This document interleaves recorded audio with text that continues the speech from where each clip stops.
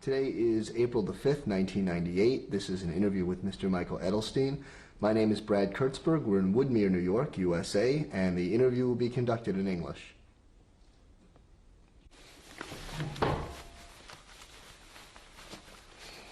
Good morning, Mr. Edelstein. Good morning.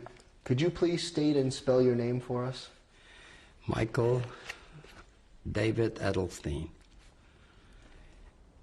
M-I-C-H-A-E-L. David, D-A-V-I-D. E-D-E-L-S-T-E-I-N.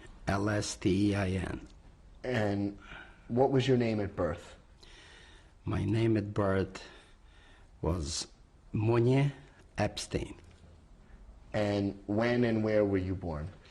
I was born in the town of Skala in the Ukraine on January 8, 1932. And how do you spell Skala? S-K-A-L-A. And what town is Skala near? Near the town of Borshov. And I want to learn first a little bit about your family. What was your father's name? My father's name was Shulam Solomon Edelstein. And what did he do for a living? He was a tinsmith by trade. Tell me about a special memory you have of your father from before the war. My father was a decent, hard-working man, family man, worked hard to make a living. At those years, it was very difficult. Everything had to be done from a little shop in a basement. And the winter months, he used to do at night small jobs in the kitchen where my mother used to cook. And that gave me, in the future years, an opportunity to learn from what I saw when he used to do these pots and pans and pails and things of use to farmers to raise their cows and feed their chickens, geese, and so on. Is there a particular memory you have of a time you spent with your father from your childhood that stands out in your mind from before the war? Well, Saturdays, on the day of rest, he used to take me for walks to the border between the Ukraine and Russia. They used to call that lake, that water, is Bruch. I would say it was about 30 feet wide. And we used to look over to the other side. That was very interesting because it used to be an old Turkish fortress in our town that they built. And everybody used to usually go there, and we used to look over to the so-called Russian side of the Ukraine. Then, of course, we used to go into this, they used to call it Tsikernye, to get some ice cream and things like that for the children. That's what they used to take me. Big monies they could never spend anyway, because they didn't have much. He did the best he could. Most of the time, they were busy working. Now, how about your mother? What was her name? My mother's name was Feige, maiden name Engelbach. She was a seamstress by trade, and she used to make a specialty was men's shirts. Very hard-working woman, a very devoted mother.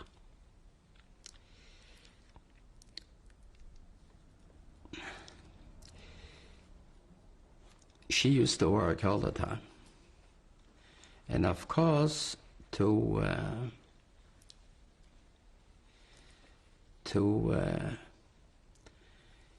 raise me and take care of me, and I was the only son. Of course, to both of them, I was the apple of their eyes. And her shop was also in our little apartment that consisted of a bedroom and a kitchen. And the apartment belonged to my grandfather.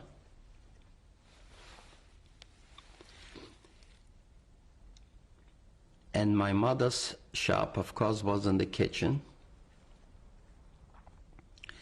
And many of the townspeople, Jews and non-Jews alike, used to come over to make shirts, especially for holidays and weddings, special occasions. Through those few years that I could remember,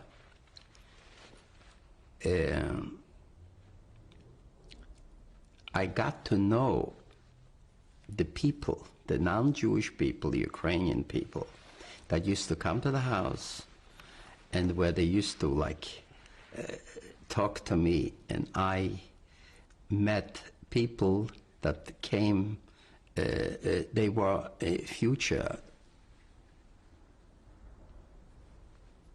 years, my acquaintances with them was very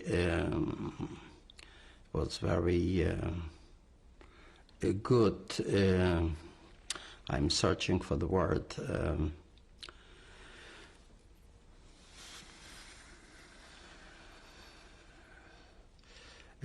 It became Andy, so to speak. Mm-hmm. You mentioned that you were the only son. Were you also the only child Yes. in your family? Yes, I was the only child in the family. And again, as I said before, they were both very busy people working to make ends meet. There were difficult times, and the Ukraine especially, for the Jewish community.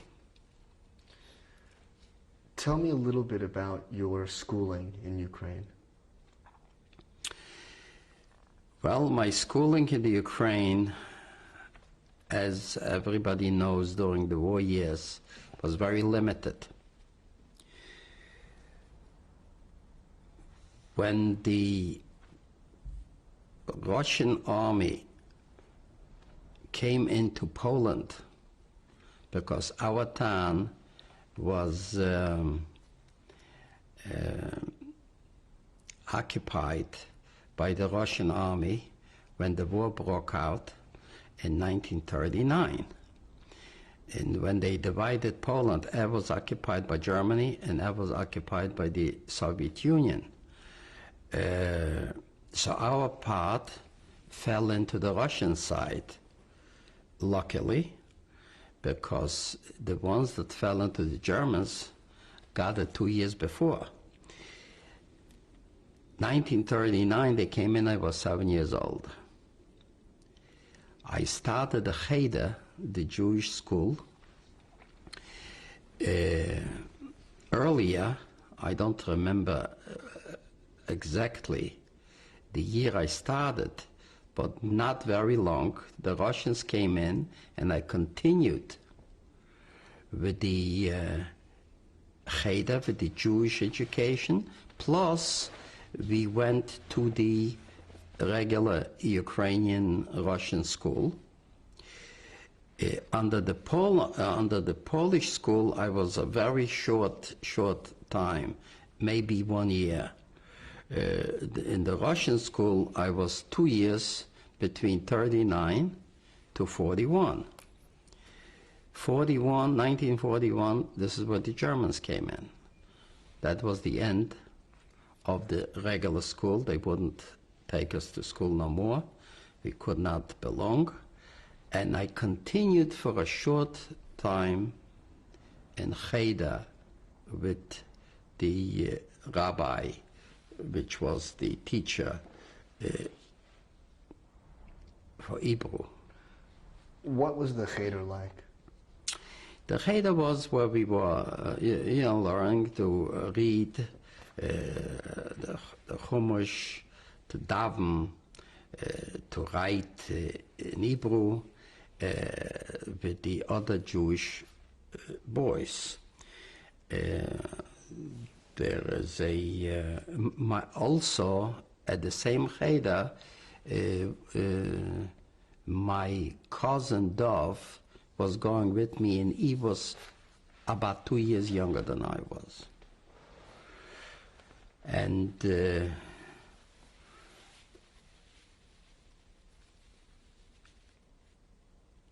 during that time, I remember one day, the news came where I had to tell my little cousin, my younger cousin, that his father was killed, and the camp of Borki Wielki, where they used to take these people to work and then they kill them. But that,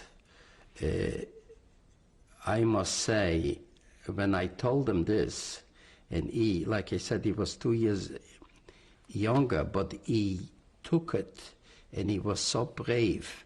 Right? We ran quick back to the house, and the way he said to his mother, "Mama, don't cry. It's very hard to comprehend his shock," and yet he tried to calm his mother down and the grandparents. That was the end of the Cheder, because later on, not that long after, they made the first Aktie, where they rounded us up and they took us to the center of the town. And the next day, they loaded everybody in the trains, and that was the end of him and the rest of my family. Before we get into what happened actually during the war, you had mentioned previously that because of your mother's business in particular, you had a lot of Ukrainian, Gentiles coming into your house, and you got to know some of them fairly well. Yeah. Did you ever experience anti-Semitism growing up? Not in particular. I was an active child.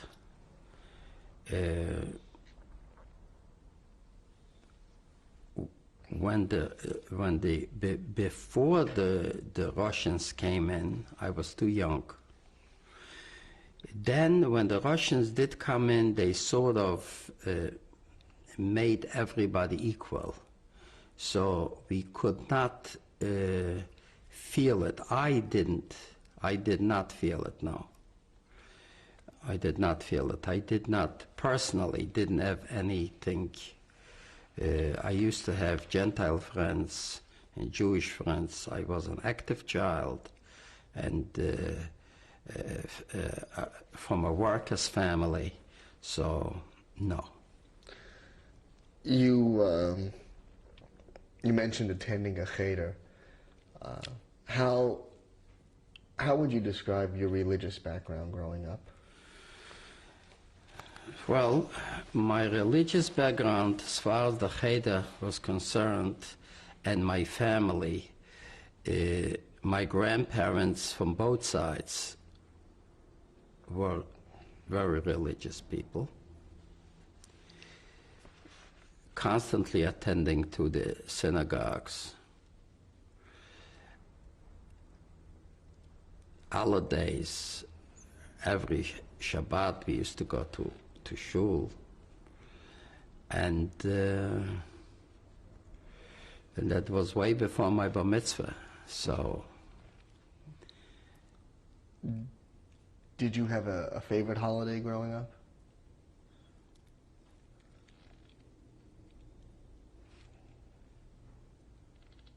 not in particular. Well, for example, now Pesach is coming up in less than a week. What was a typical Seder like at your parents' house growing up? The Seder usually used to be by my grandfather's house. So we used to get together, of course, like every Pesach, and it was a joyous holiday. I would say Pesach was very nice, and then Purim, we used to get dressed and all that, go with the gifts and all. That was sort of cute. You mentioned being an active child. How did you occupy your time in Skala growing up? Well, it wasn't by watching television. We used to go on walks. We used to, in the wintertime, ski a lot. We have these big mountains and hills. It was a small town. It wasn't much doing. In the summertime, we used to swim in the waters Bruch with the border, like I mentioned before. It was very, very limited, primitive. It is not the United States.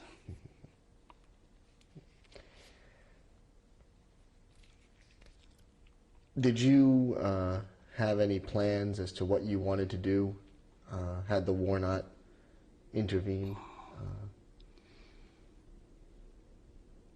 I was too young to think about these things. And the war came very rapidly, and there was no way to think ahead about big schooling or big, before the war, as I know, the big education in certain schools, they wouldn't take us in. And later on,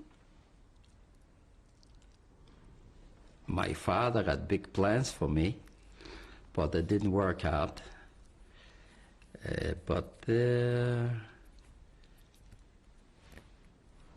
We used to plan those years from day to day, how to survive, not plans for big things in the future.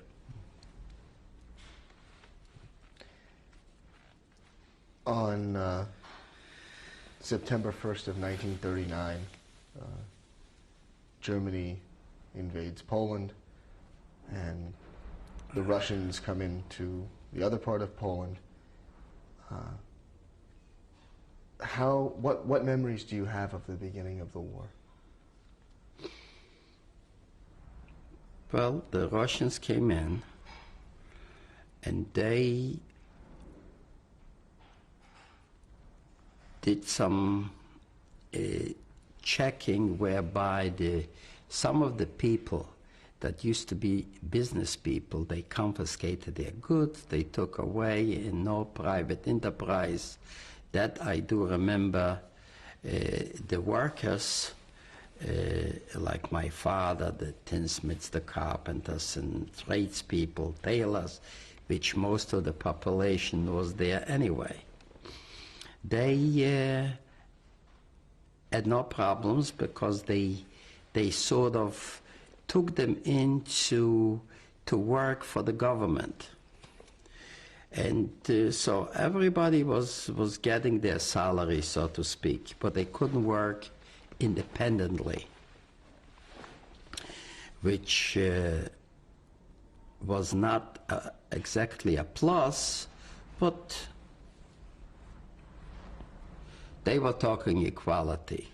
So if they were hungry, they were all hungry. You mentioned that your father's business, he had to work technically for the state, and I'm assuming your mother as well. Did that affect your family's income or ability to get food or anything to that effect? No, my mother continued working from the house the same. It only affected my father because those years they concentrated on the male, what the male would do, the head of the house, so to speak. But in many cases, especially the Jewish families, the women, the mothers and the grandmothers participated in helping with the living. In some families, it was the women that did the work more than the husbands, because in some families, the husbands were constantly learning.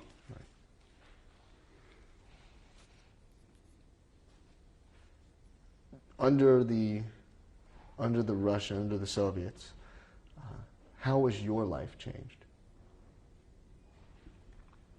My life didn't change much because in school there was more equality. The teachers were already like an equal basis. Their system at the time was they didn't ask of the nationality. Who was capable was a teacher. So in this respect, that particular respect, I didn't feel anything that affected my couple of years with them. Did this change affect your schooling at all? No. Same school, same... Same thing. It wasn't that much of a big period of time. It was only 2 years that they were there. And I continued with the schooling, so did the other kids. But, and I was also attending Cheder. No changes. So despite the fact that you were now in a communist country, the Jewish Cheder was still able to operate? It wasn't like an official school. You know, I used to go into the Cheder, so we used to be about 8-10 kids. And we continued, as far as I can remember. I didn't have any interference. I don't remember that. How about the synagogues? Were they still open, or? The synagogues, yes, the synagogues were still open. Who, at this point, would you say were the leaders of the Jewish community in Skala? And if you don't remember names, maybe if you know, just what the person, who the person was in the community, whether it would be the rabbi or the president of the, whatever. I believe, well, I don't remember the names.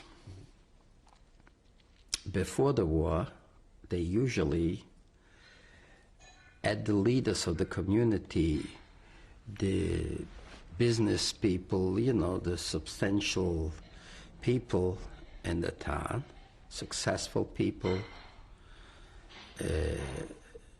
with knowledge. But when the Russians came in, they eliminated them. They made them, they took their goods away, they put them out of business, so to speak.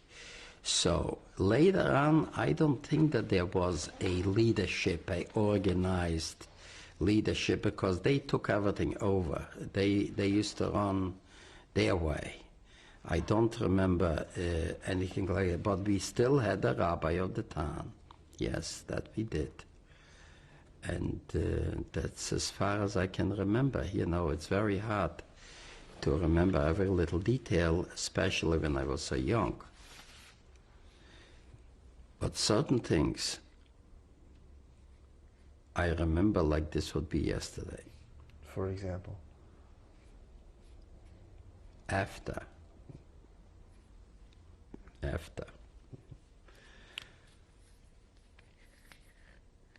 When Skala was under Soviet rule, was food still readily available? The food situation was mainly produced by the peasants. Before the war, which when it was under Poland, food was much more readily available because it was free enterprise. Most of the food was imported and provided by the Jewish merchants. Once that stopped, once the Russians came in, they closed all that, and everybody had to work for their, so to speak, kolkhoz, for their farm, collected farms. However, the private farmers, the little farmers, the peasants from the smaller towns around us, they used to produce potatoes, tomatoes, and all the other things, and they used to bring it out and sell it on their own, on that bazaar in middle of the town.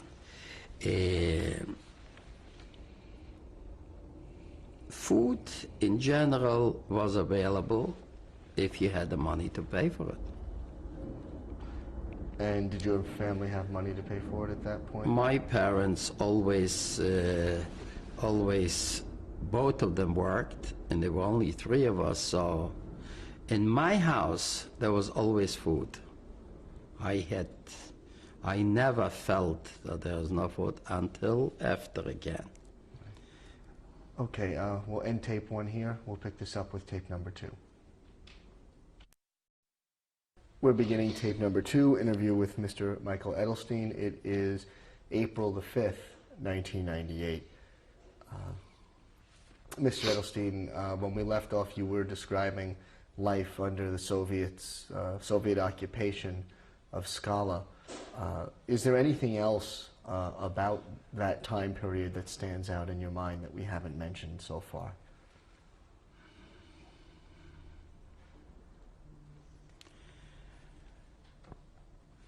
Yes. My cousin, his name was Moshe Ashendorf. He was older, and they drafted him into the Russian army, became a soldier, and right after he left our town and our family, the war broke out.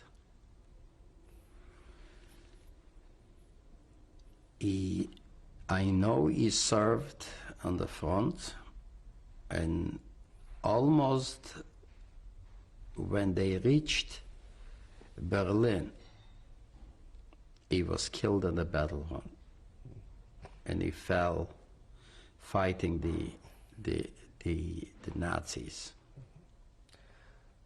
One last question about this time period. While you were under the Soviet occupation, did you have any news of what was happening to the Jews of Germany and of Poland at that point?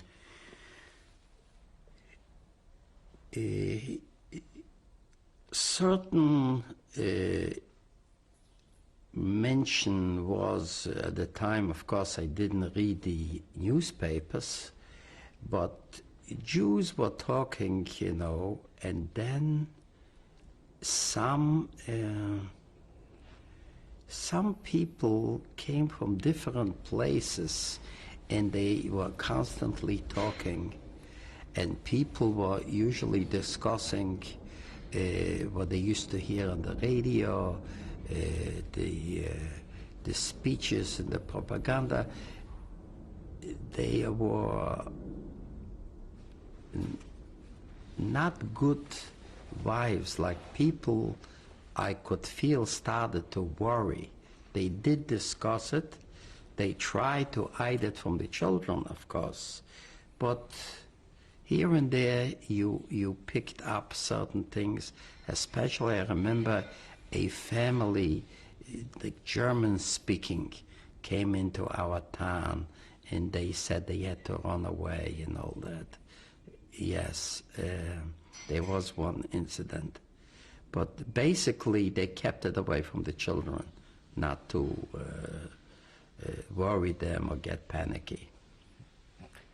So you mentioned shortly after your cousin was drafted, the war broke out, the Germans came in. Yes. What do you remember about the German entrance into Skala?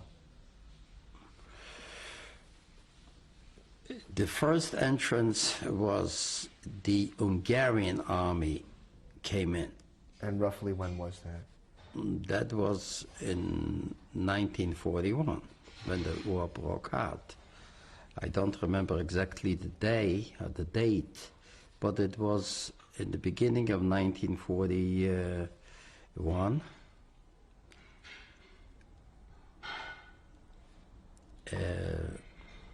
They came in, and then after them they continued further, and then the Germans came in. How long were the Hungarians in Skala? Oh, they were, by us, I would say about 4 to 8 weeks. What was that brief time period like for you? They, right away, all kinds of different orders came in. They brought in a lot of Hungarian Jews. And we started to ask questions, why so many people? They were transferring into our town, and they were beatings, and I remember a particular one young man where they beat him so that they tied him up with his hands behind his back, and they like pulled it up, and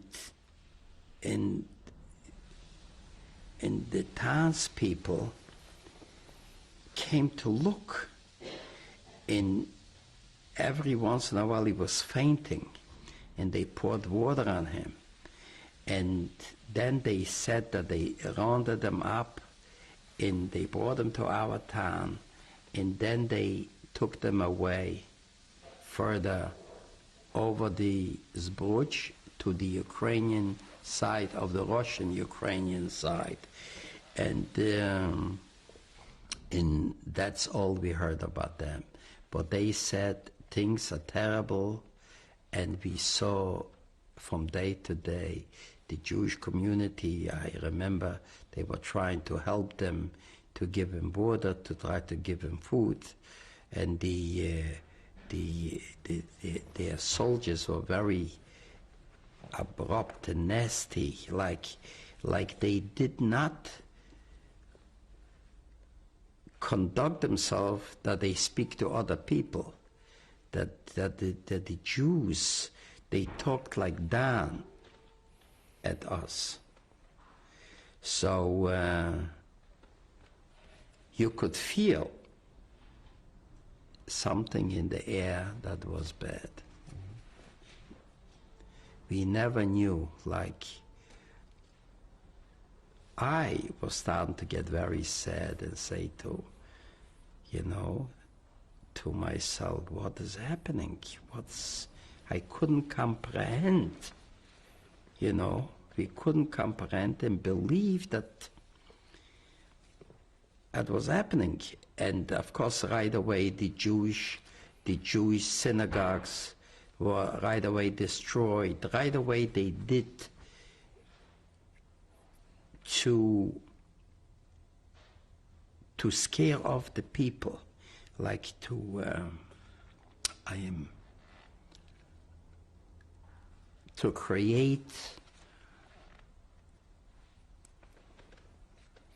a scare system, a scare tactic, you know, something like that. I'm searching for the word, but I can't quite get it. This is still the Hungarians? Yes, yes. And then, of course, the Germans came in. Then you saw right away a tremendous change. Roughly when did the Germans come in? Like I said, several weeks later. I don't remember exactly how many weeks, but it wasn't long. And the Germans came in, and that were the real terrible things started. Were you still able to attend school during the brief time the Hungarians were in town? Yes. Did school change for you? Not school, The Cheder. the Cheder. The Cheder, yes. You mentioned that the synagogues were burned down, or? Right away, they stopped. They didn't want the people to congregate. So right away, all that stopped. What was the reaction of the Jewish community? The reaction of the Jewish community, of course, it was a shock. And then they saw from day to day, every time it happened, things happened very, very fast. You know, every day was something different.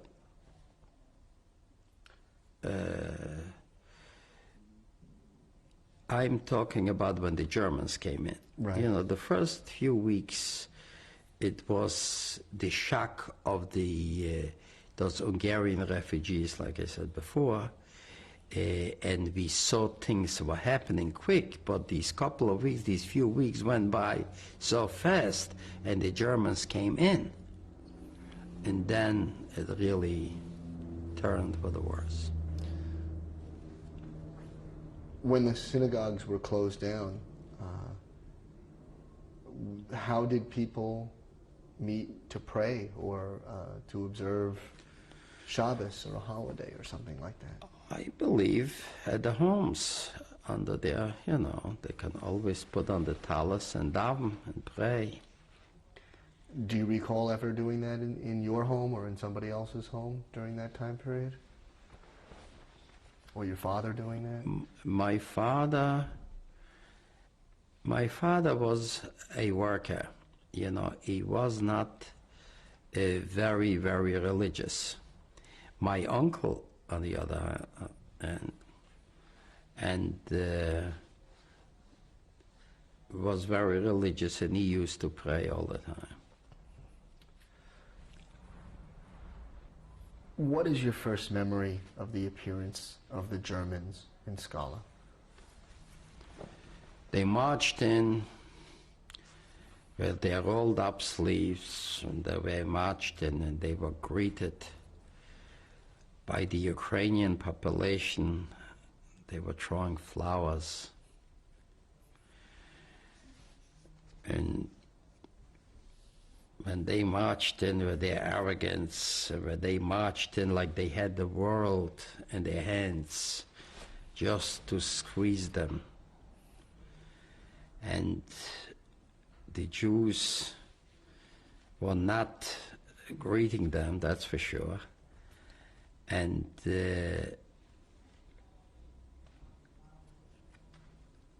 right after that, they brought in these Wehrmacht and the soldiers specially to run the civil things for the city, to run the town and so on. So they came in, that was one group was specially that had to do with the SS, And they right away came in with orders to the Jewish population. I remember they became the so-called the elders of the town, what they call the Judenrat, and through them they gave orders for the Jews what to do. Now, who was selected to be on, or how was the Judenrat selected, if you remember? Again, I know, because our town wasn't that big, and there were about close to, I would say, about men, women, and children. I would say it must have been about close to maybe 2,000 people.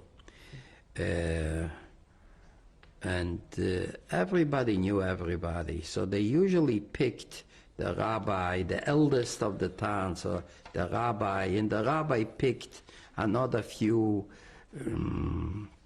the intelligent, important people, they picked them.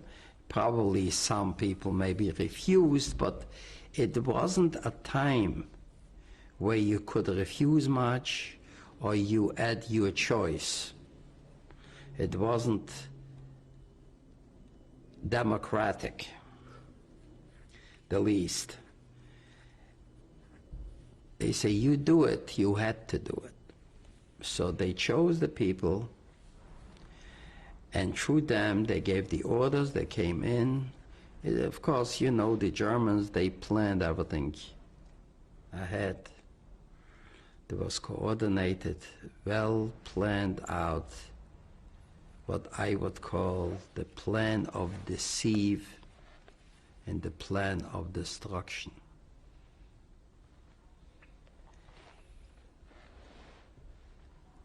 The first thing that I do remember was they told, the order came that every man, woman, and child had to put in a white armband with the Star of David, so that we can be recognized from the non-Jewish population. And you were roughly how old at this time? I was 1941. I was 9 years old. Do you remember the first time you had to go outside wearing the armband? Yes. What did that feel like?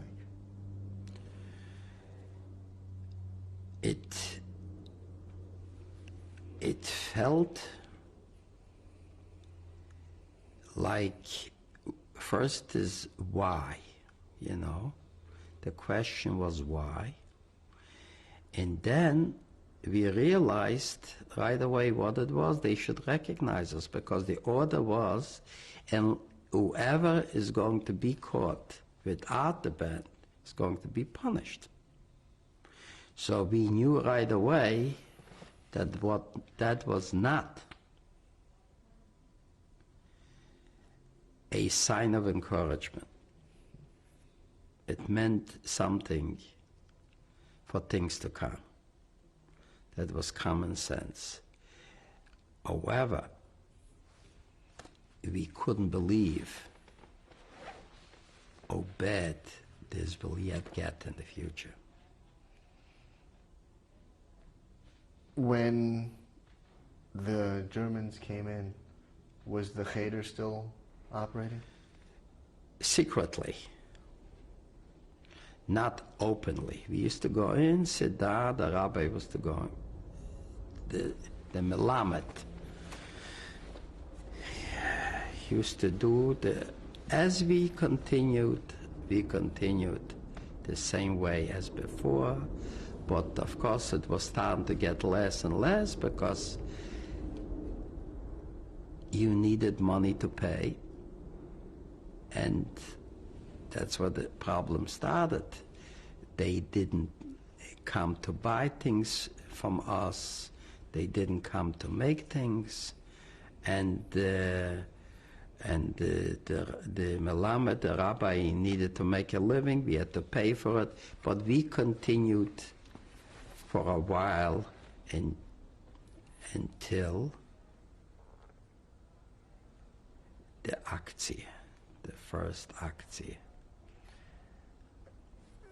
The time period between the German occupation beginning and the first Aktie.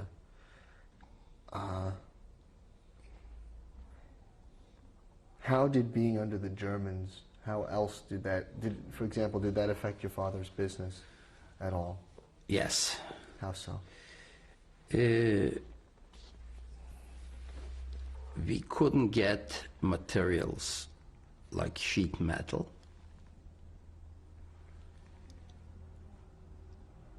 They did not encourage the Ukrainians to come and deal with the Jews.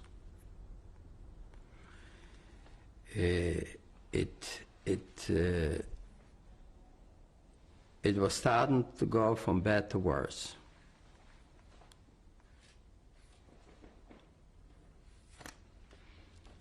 No materials, no production. No production, no income. What about your friends and neighbors who were Gentile? What was their reaction at this time? Their reaction was separation and caution.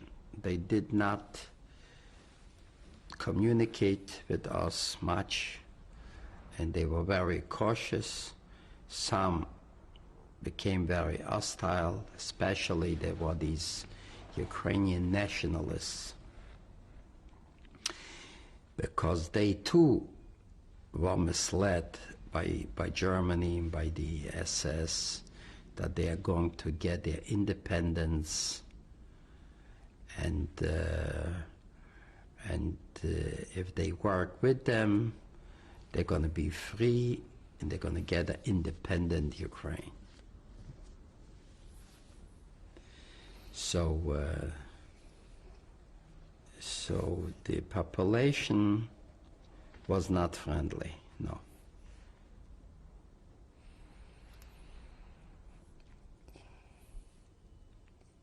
How about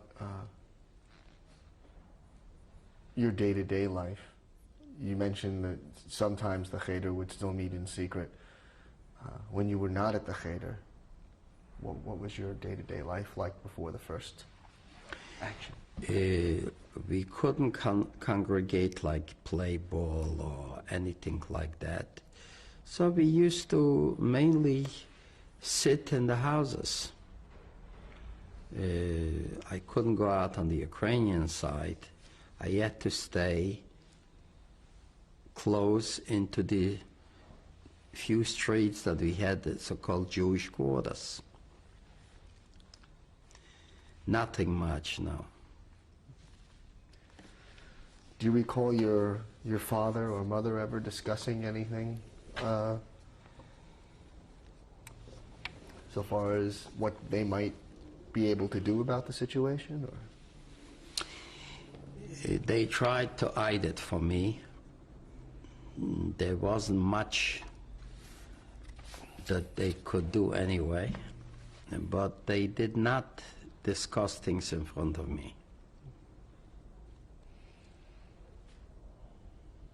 You mentioned earlier that this situation remained fairly stagnant until that first action. Tell me what you remember about that. All right. Before the first Aktie, which was in 42, between 41 to 42, all different orders came out. After the white armbands with the Star of David, orders came out from the Judenrat to collect like silver cups for wine that used to be for Shabbos, silver candlesticks, candelabras, anything that had to do with silver and gold, they ordered to turn that in to the Gestapo. Whoever is not going to do that will be punished. Then I remember they said to put in all the furs in coats, warm things, because they said they need that for the Wehrmacht. So they tried to take anything valuable. Everything valuable they asked to turn in, which, you know, most of the stuff was turned in because everybody was afraid. Then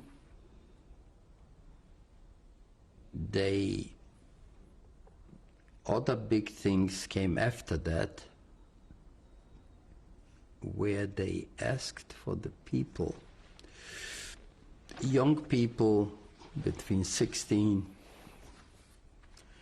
and I'd say 40, about to volunteer for 2 weeks for them to dig ditches for the Wehrmacht. And after 2 weeks, they'll come home. So whoever is not going to report will be punished, and their families will be punished. So they all packed in, and they all lined up in front of the Judenrat, and they took them away for the 2 weeks, which was most of the younger people in our town.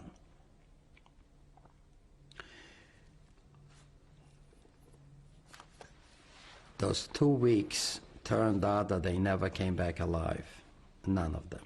What happened? They took them away to the concentration camps, and then they worked, and they worked, and they worked without food, with very little, until they all died out. Some became very sick from malnutrition and hard work, and typhus, and they were shot, and they never came back alive. How did you learn about this? There was, in the beginning, from the same Judenrat, they sent a man with a wagon once a week to bring them bread and certain foods, and people were making packages and sending to their sons and husbands to the camp. And this is how word came back to us. Is there anything else, again, up to the time leading up to that first action that you can recall? Well, that was the time also. The shock was when my second uncle, they took him away, and they took my father, and that was the second group of people that they ordered, that they needed for work. And then the second time they already cleaned up practically 90% of the townspeople that were in the range of work, of people that were formerly, say, soldiers in the Polish army or in the Russian army, or belonged to the Komsomol, people that could fight back. those was the second group that they took everybody, but when they caught my father as well, so they gave us a choice. Either my father goes or my father's brother goes. That was the choice of the Judenrat. So what did your father do? Well, my uncle Ichi Yitzchak was younger and he was not married. So he volunteered instead of my father that he will go. And he went and he perished there in the camp. And I named one of my sons after him. God rest his soul. That was a very brave thing to do and also unselfish. And that he probably saved my father's life.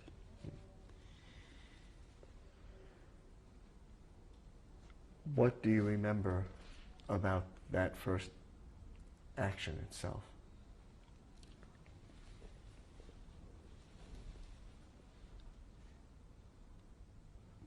One morning,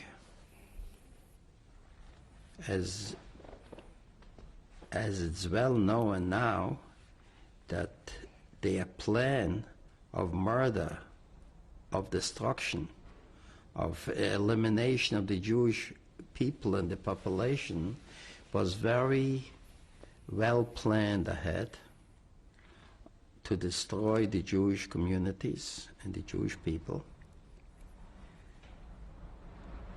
So they picked always holidays to do their murderous work. In 1942, I remember the first day of the Jewish holiday Sukkot. Okay, we're going to have to stop tape number 2 here. We'll pick this up with tape number 3. Beginning tape number 3, interview with Mr. Michael Edelstein. It is April the 5th, 1998. Mr. Edelstein, when we left off, you were describing the first action in your town, and you mentioned that it took place shortly on or about Sukkot of 1942. First day of Sukkot, yes. It was a Saturday morning. Hold it 1 second.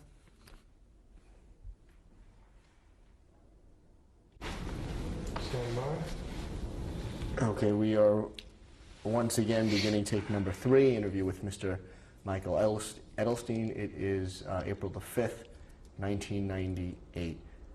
Mr. Edelstein, once again, you were telling us that on the first day of Sukkot, that in Skala, this action began.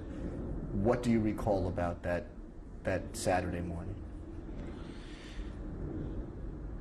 Very early in the morning, we heard noises, very loud screams in German. Excuse me. And they were knocking on the doors and shouting, Juden raus. Jews out of the homes, raus. They chased everybody from house to house and to the street. And from the street, they walked us to the center of the town, which was a few blocks away from my house.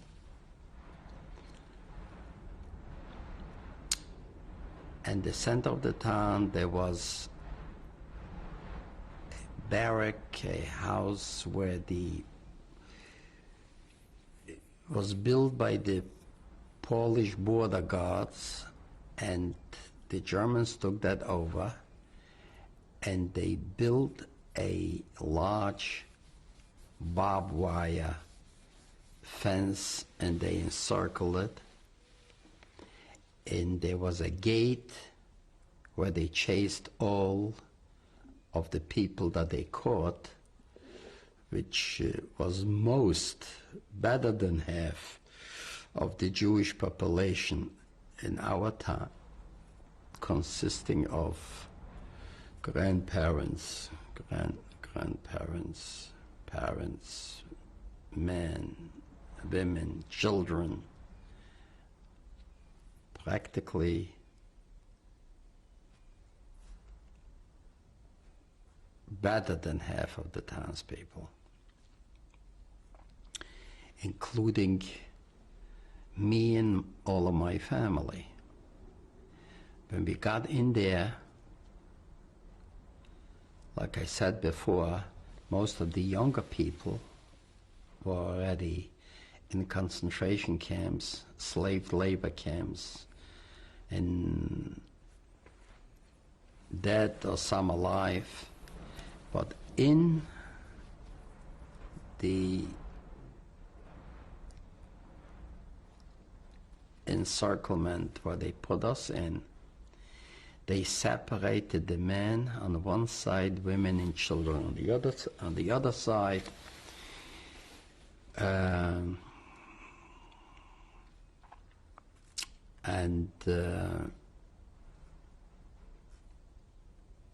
No food. The sun was shining. It was hot. People were crying. The behavior of those SS people and the Ukrainian collaborators that helped them, in some of our townspeople, the so-called Ukrainian intelligentsia, they are nationalists.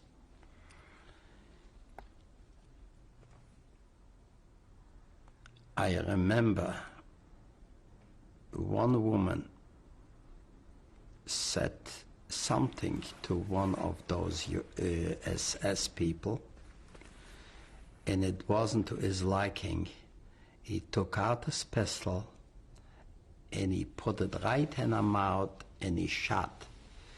He shot it through, and it went through the neck, and she lay down and she was bleeding to death. I saw that myself. And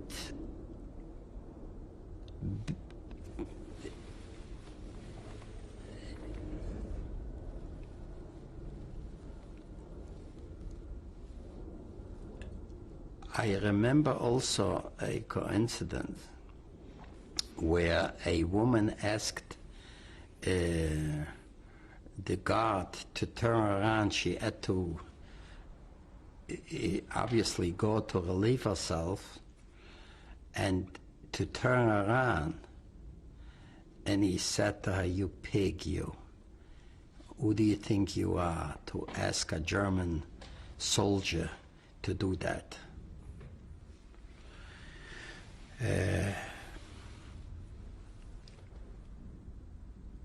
In the encirclement,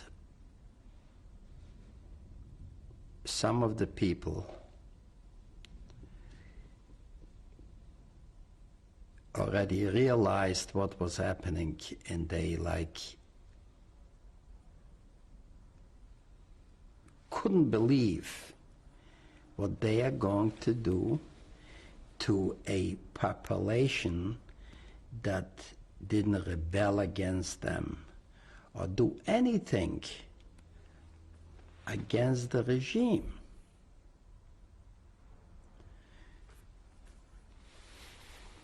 So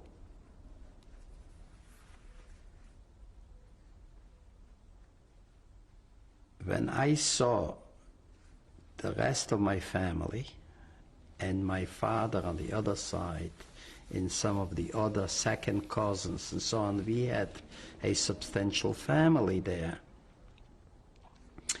And like there was no communication, everybody stopped talking to each other, and they were like in a daze, what to do next.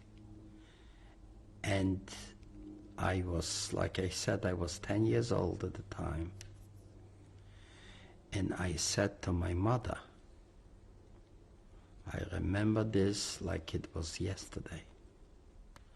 I said to my mother, Mama, I intend to run away from here.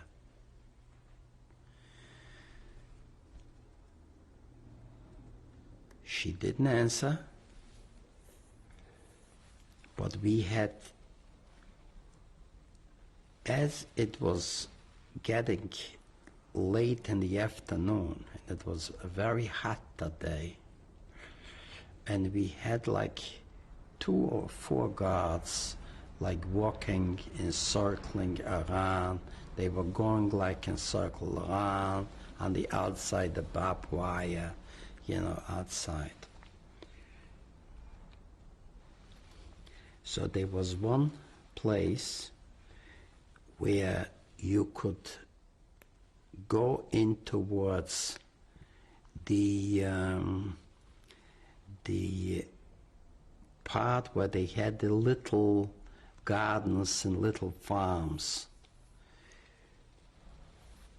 To the left side was the marketplace, and to the other side was to the place where the Wehrmacht used to at their headquarters. So the only way for me to go was towards the gardens and the farms.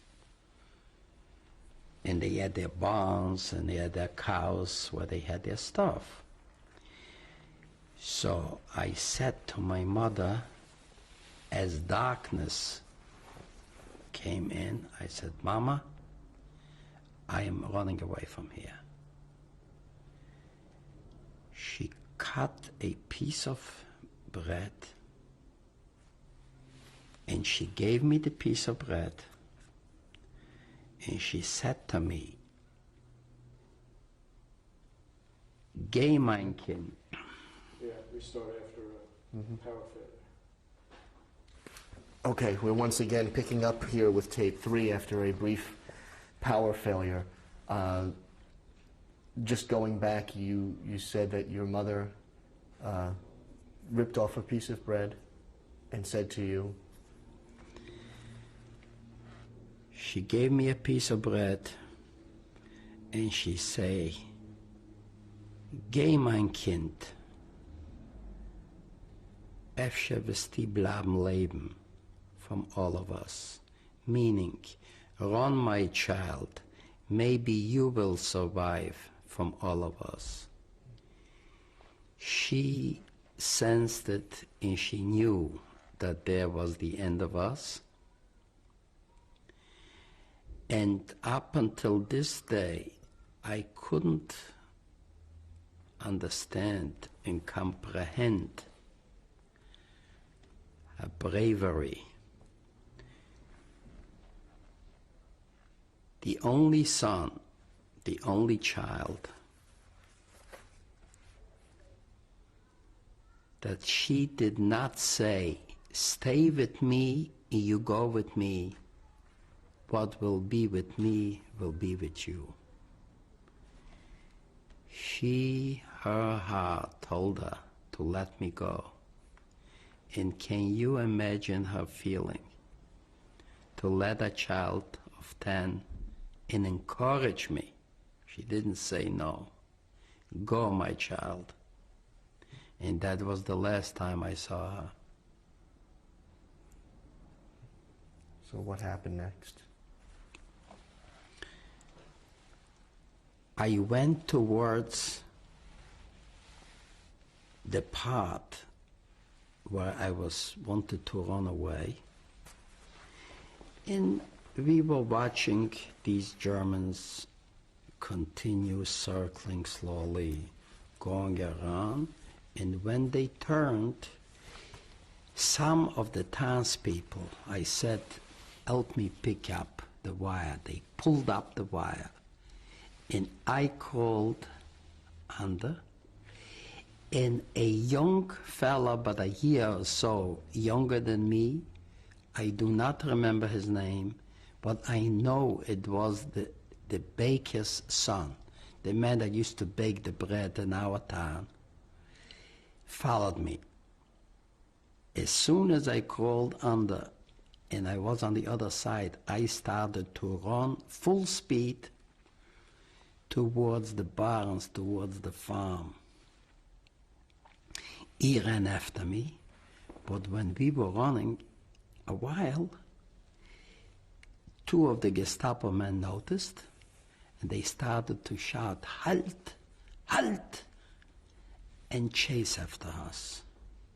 I did not even turn. I ran as fast as I could, and he slipped or something, he fell. While he fell, they caught him. While they caught him, I gained more time and I jumped into the barn, into the hay, and I covered myself and I stopped breathing. They were running and screaming and looking. They couldn't find me, and they didn't know exactly which barn I ran into. So the Ukrainian woman heard the noise, she came out and she started to scream, "No Jude here, no Jude," because she figured in case they shouldn't burn a place down. So, and they were looking and looking, they couldn't find me. They didn't exactly know where I was. And I was sitting there until about, oh, God knows, must have been 1 or 2 o'clock. It was quiet, and I figured I better get out of there. I slowly uncovered myself, and I started to crawl out and looked in each direction and tried to listen if somebody is around. I went away quick from there in towards about 3 kilometers out of town, where I knew people that used to come to our house, to my mother, for the shirts, and they were always friendly to us.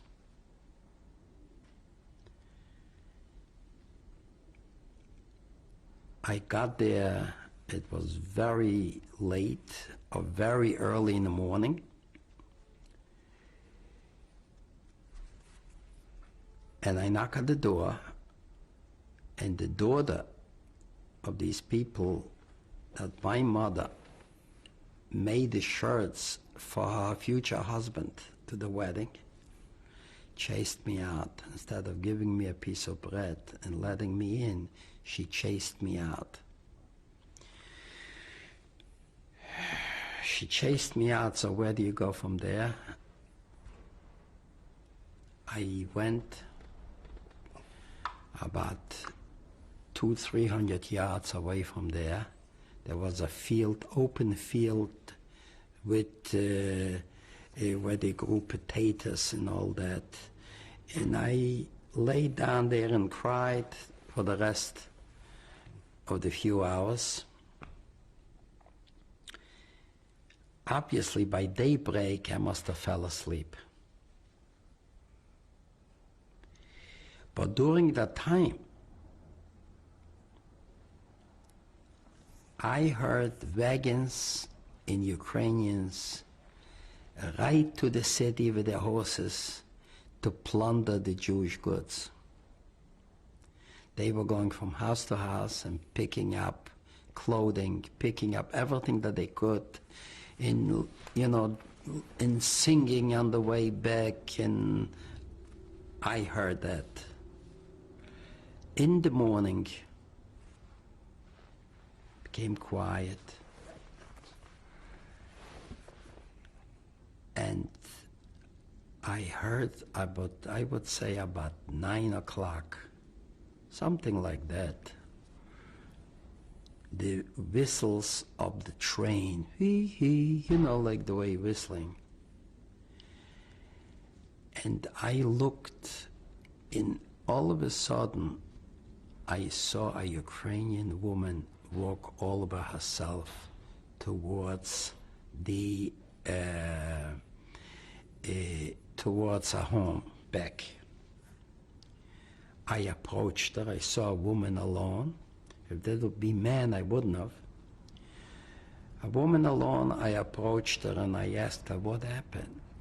She says, all the Jews are gone and all the Germans are gone. There's nobody left in town. When she told me that, I started to go towards town. All the time I figured that everybody is gone, they took everybody away. That's what she said. The first thing I figured, I'll go back to my home, to my house. Can you imagine my heart, my feeling at the time that everybody is gone, I'm all alone? No parents, nobody to turn to. At the age of 10.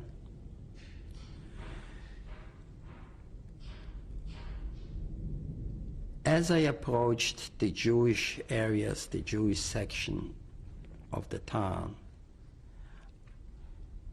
I saw broken windows. I saw feathers from cushions and all over. Things flying around. And when I approached my house and I walked in to the hallway, and it was very, very quiet there, nobody. And all of a sudden, I heard a noise, like a movement of something. And that stopped me. I figured maybe there are some people robbing. I was afraid, maybe some Ukrainians. I was moving very quietly and slowly to the door of my apartment. And as I approached and I took a look and the door was open, I took a look and I saw my father. When I saw my father, I asked, where's Mama, where's this here? He started to cry, and so did I. And we knew everybody they took away, he said. The reason that he came back, he was supposed to be also loaded into the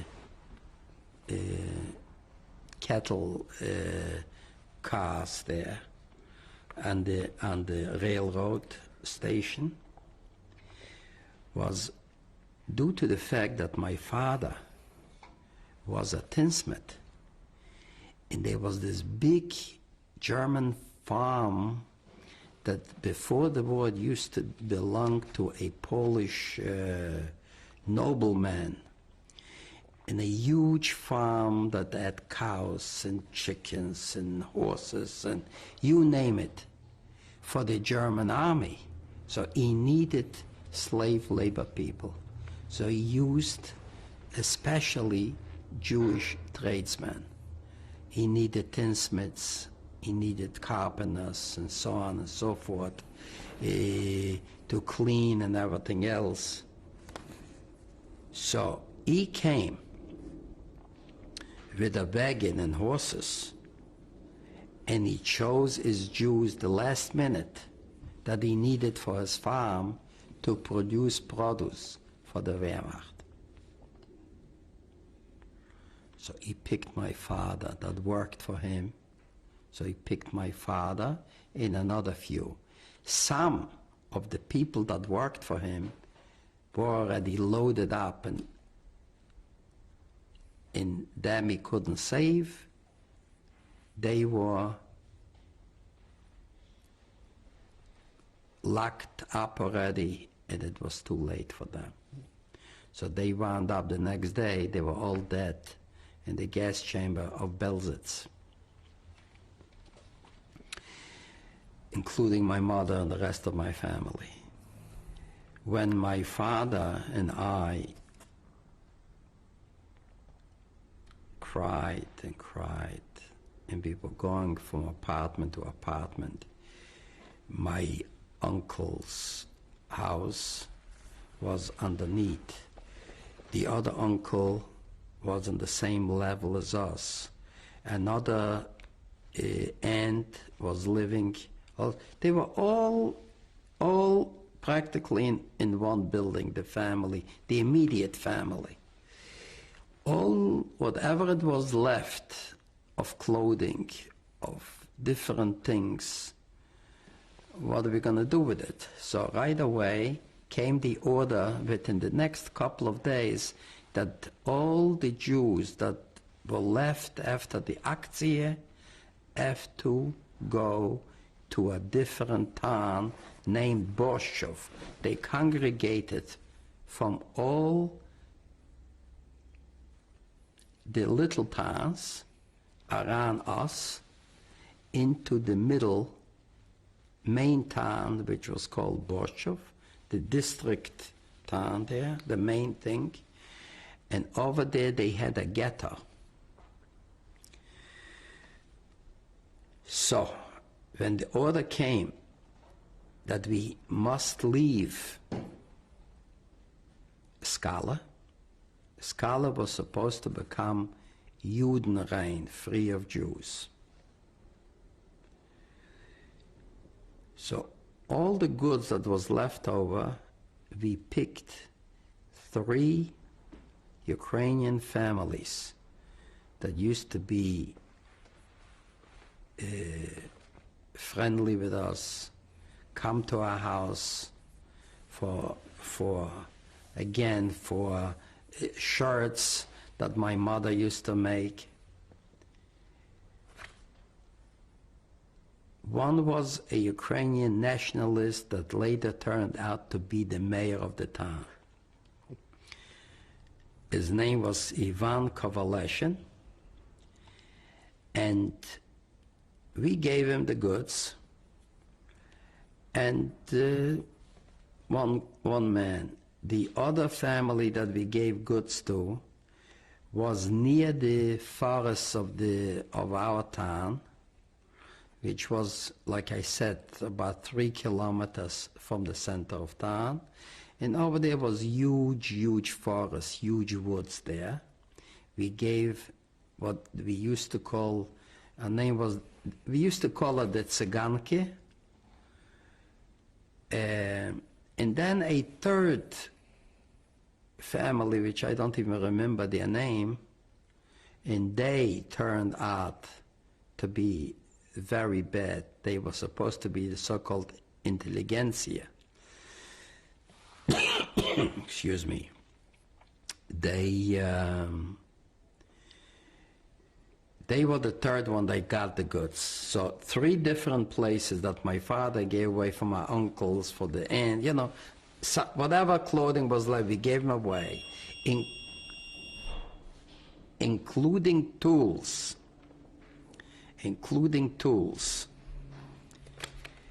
that my father had, and he gave it away to them with the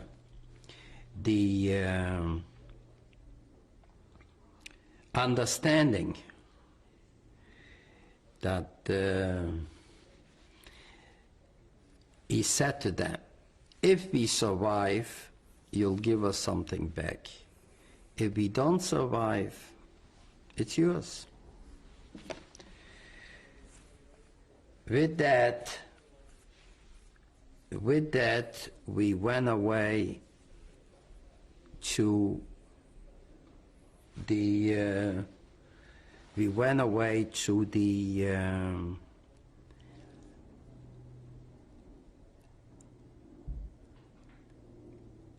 To the ghetto? To the ghetto of Borshov. Now, how far away was that? That was by horse and wagon. That was probably an hour's ride.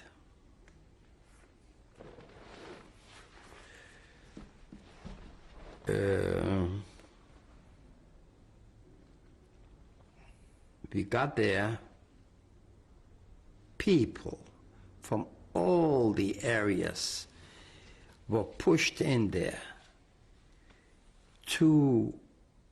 9, 10 people to one room. Nothing. It was terrible.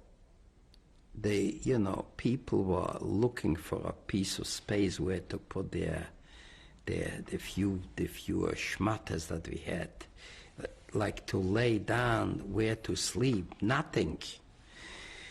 We saw that the end was near there. We were probably there no longer than, I would say, 2 months. It was getting from bad to worse. How so? They didn't give us rations. They didn't give us nothing. As far as food, there was no way where to buy anything, and the money was running out. Everybody was building bunkers where to hide. Every few yards, people were digging another bunker. They figured, in case something, they left places to hide. What it turned out later to be, that they made an action there. They discovered most of the bunkers because they were coming with German shepherds with the sniffing dogs, and they sniffed everybody out. Now, Okay, well, we'll end tape 3 here, and we'll pick this up with tape number 4. Tape number 4, interview with Mr. Michael Edelstein. It is April 5th, 1998. Mr. Edelstein, when we left off, you mentioned that you had moved into this ghetto. The ghetto, and that it was very, very crowded, and that people were looking just for a place to put a mattress down so they could find a place to sleep. Correct. The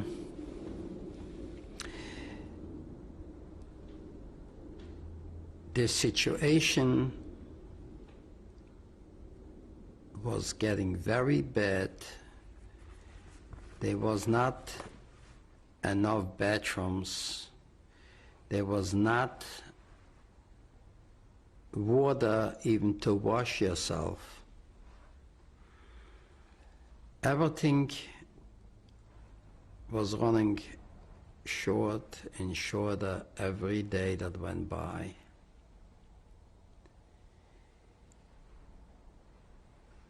And we were very desperate. One morning, I just walked out to the street, and right in front of me, there were about 6 wagons with horses. And I looked to that direction, and all of a sudden, I hear a voice in Ukrainian, "Moniek, what are you doing here?"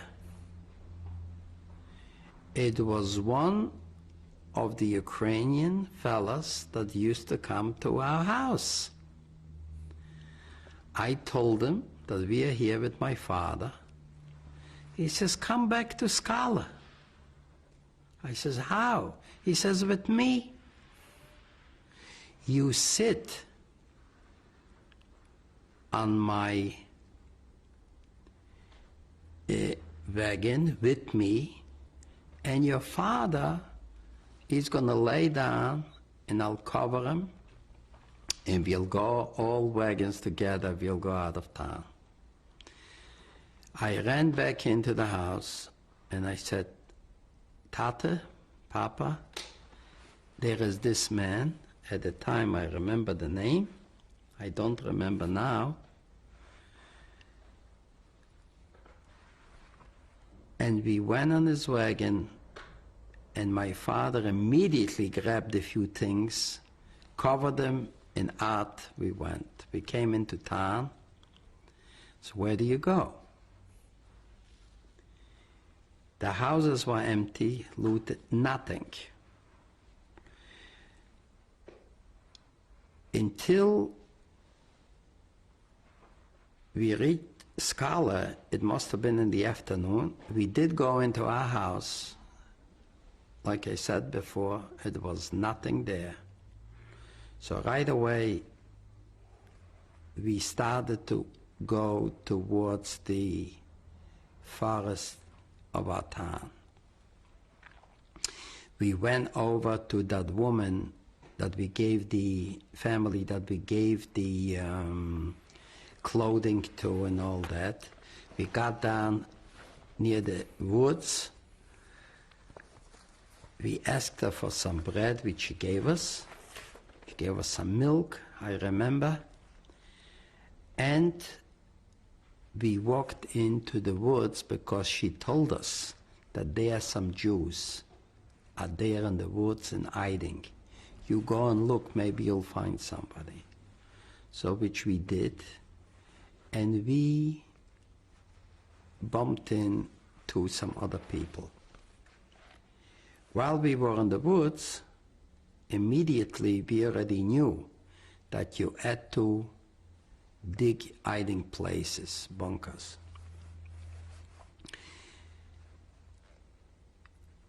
So the land in the Ukraine is very rich and fertile land.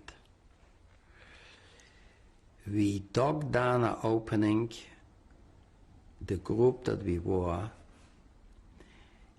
and the original opening was 24 by 24 inches.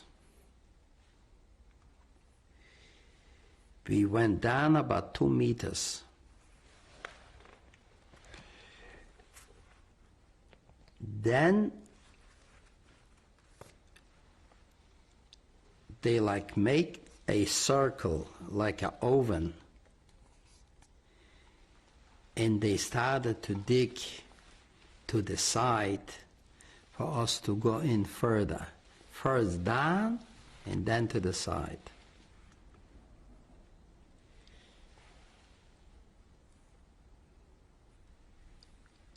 The dirt was carried away in pails to about 100 yards further.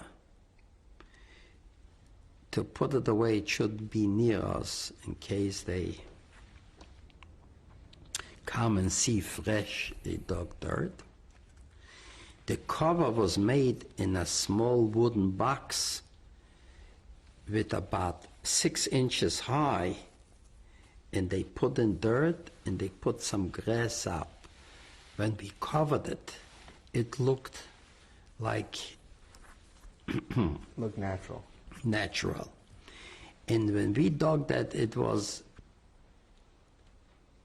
near very thick, closely growing like little trees, bushes like I don't know the word. Like shrubs? Where it was growing close by, tight. A vine?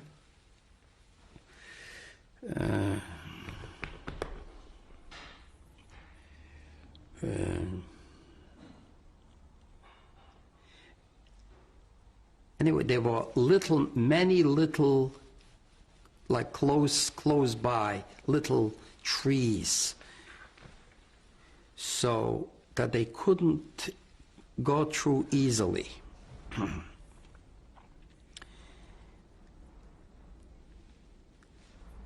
We had there room for about 12 people. And they dug on the other corner, they dug a little opening for fresh air, and that was a hiding place in the woods. On the outside, we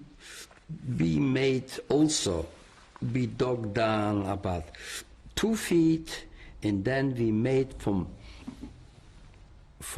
trees, bend it over, and then we tighten them together. We put some dirt on top, like a house, like the Indians have it here.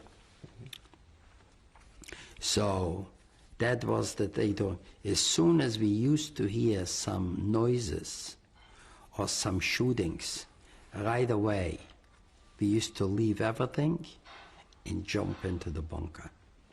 Okay. All that during the summer months we stayed there, and once a week at night we used to go to the people that we knew and ask for bread.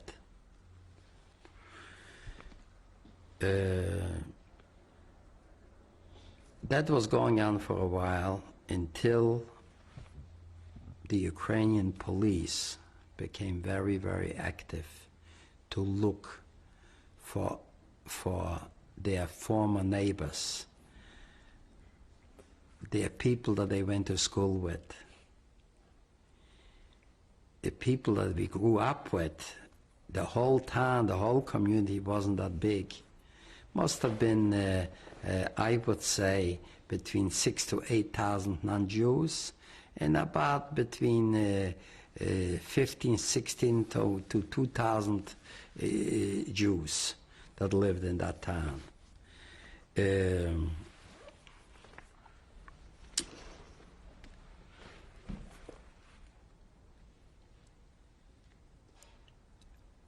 When the winter, over there it gets very cold, the winter gets very early. When the winter started to approach, and we went to, one night we went to town, me and the man, I do not recall his name, he was about my father's age, and I used to go a lot. I don't know, I was young but in good physical condition, and I was not afraid, sort of. My father said to me, if they'll see an older man, they're going to kill him right away. With you, you still have a chance they would mistake you. So we went into town, and as we were approaching the town, 2 Ukrainians came towards us and they passed us by. And as they passed us by, about 10 yards, they stopped. They stopped. We saw right away something is wrong. A minute later, 2 Ukrainian policemen showed up, right behind of them. We were trapped.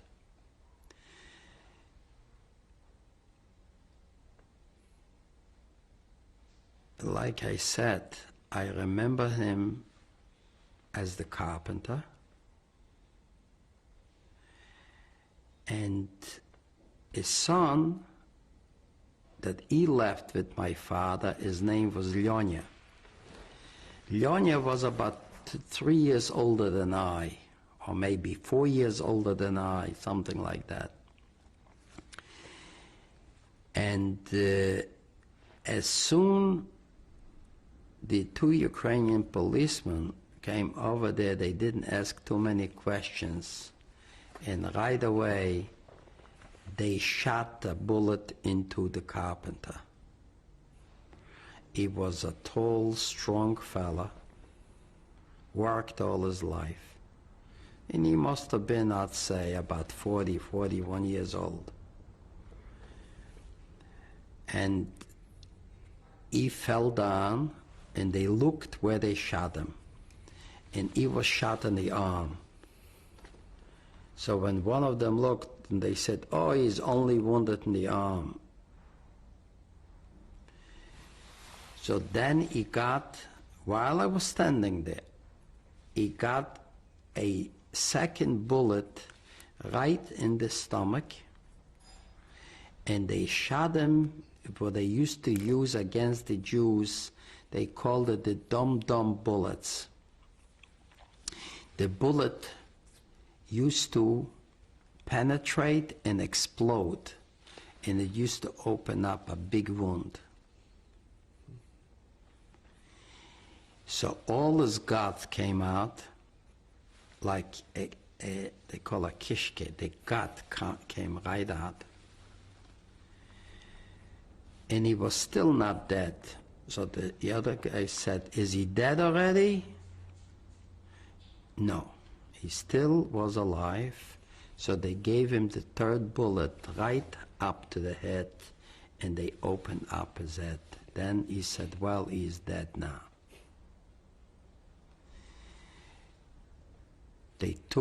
I started to run after that.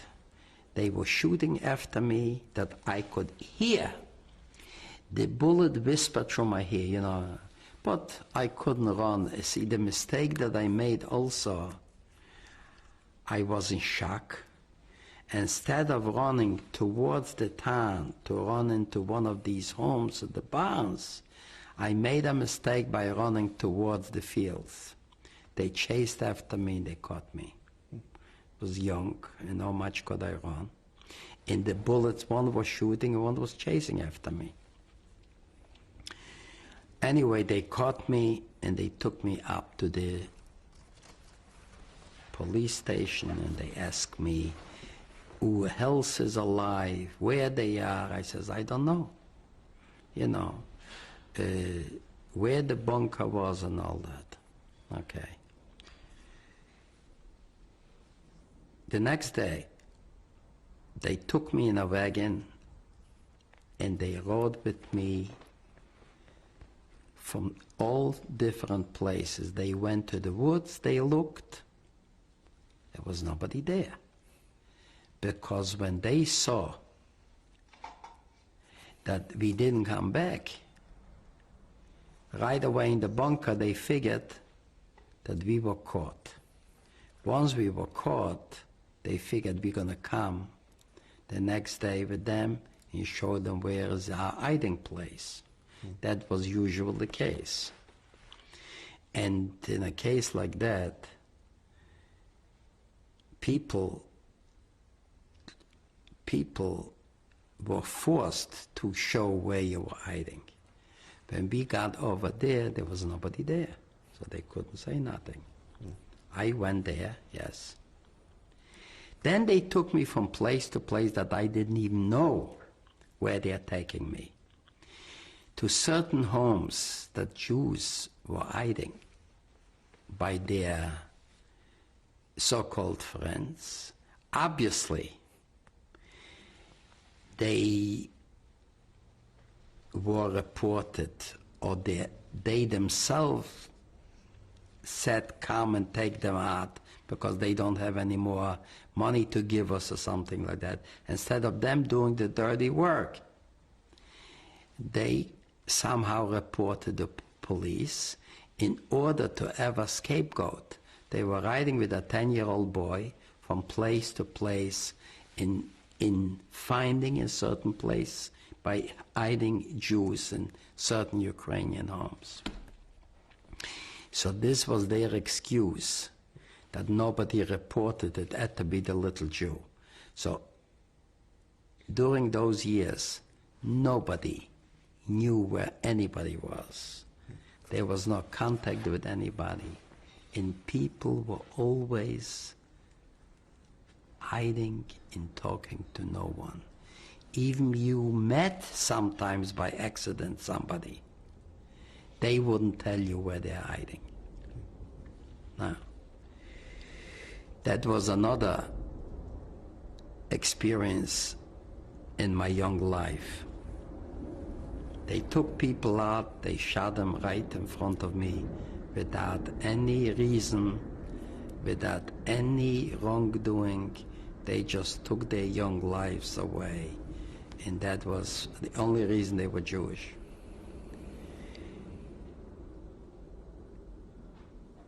How were you able to survive?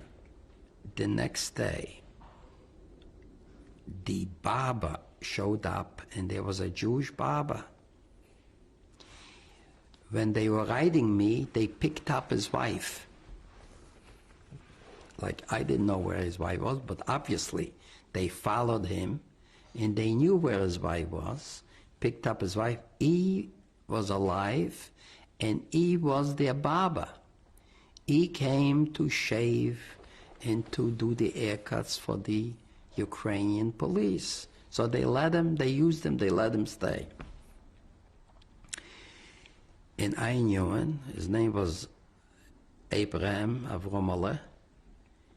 And he said to me, "What are you doing here?" I says, "I was caught. They're riding me around all over the place. And they're finding Jews there." He said, "As soon as they put you back into that cell, they usually leave that cell open. They don't lock it at night. As soon as you see nobody and it's quiet, you open the door and disappear." That's exactly what I did. I took off. That was the second night, and I go all the way back to the woods, and I look and I scream, nothing. Nobody is in the bunker. Nobody came back. I go back to town. I figured maybe my father is in my house. So I go to my house, and it was at night, and I screamed, "Tate, Father," nothing.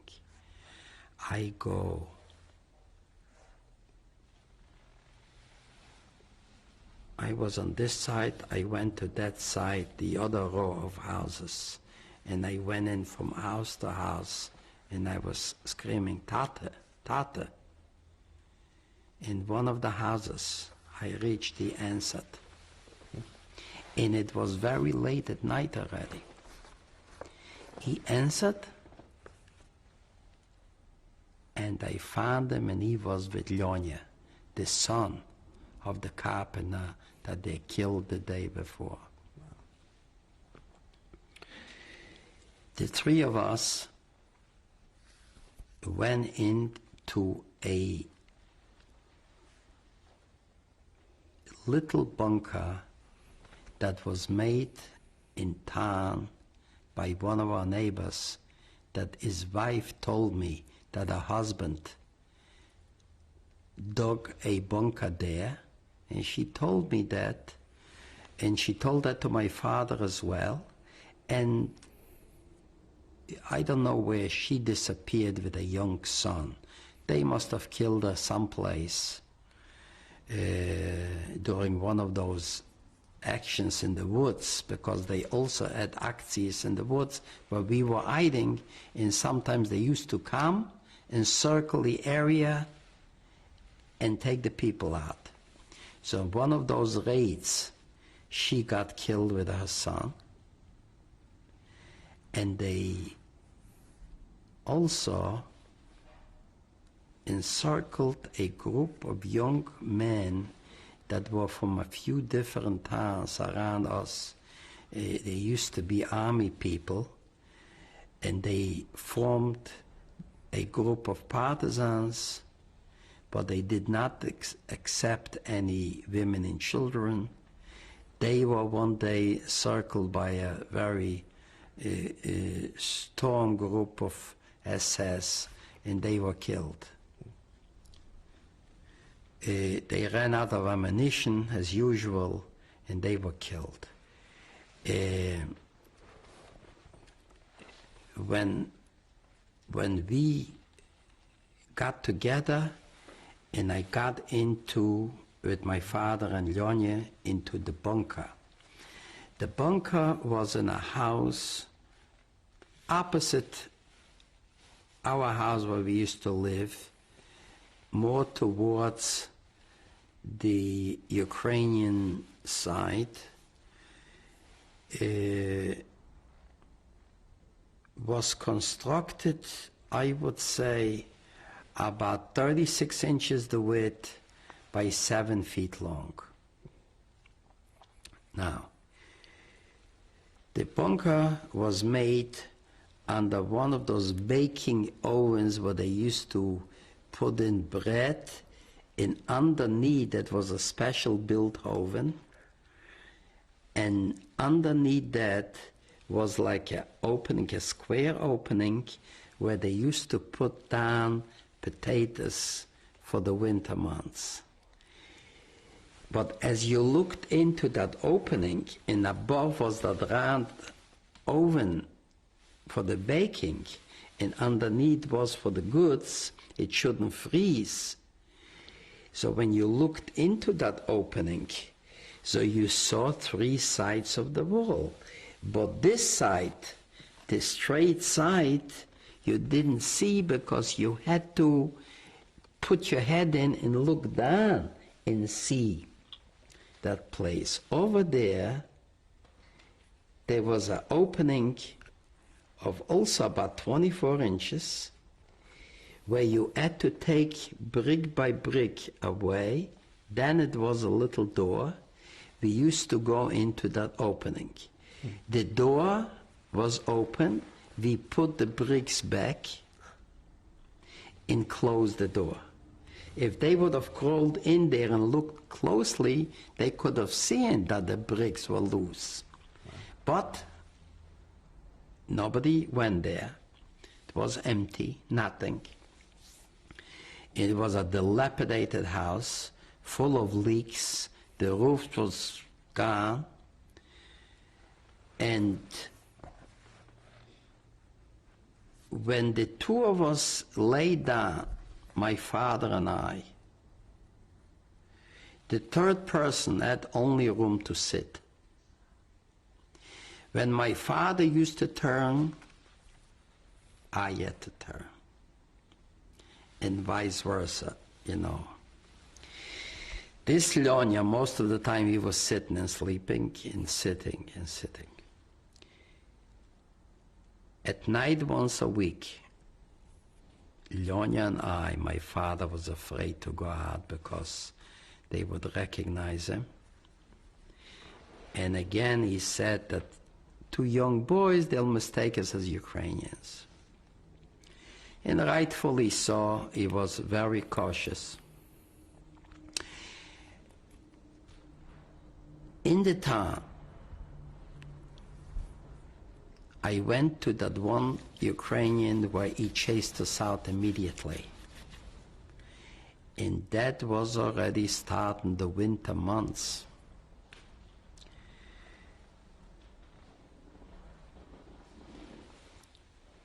That was already in 43 going into 44. So that was about, I would say, in December of 43,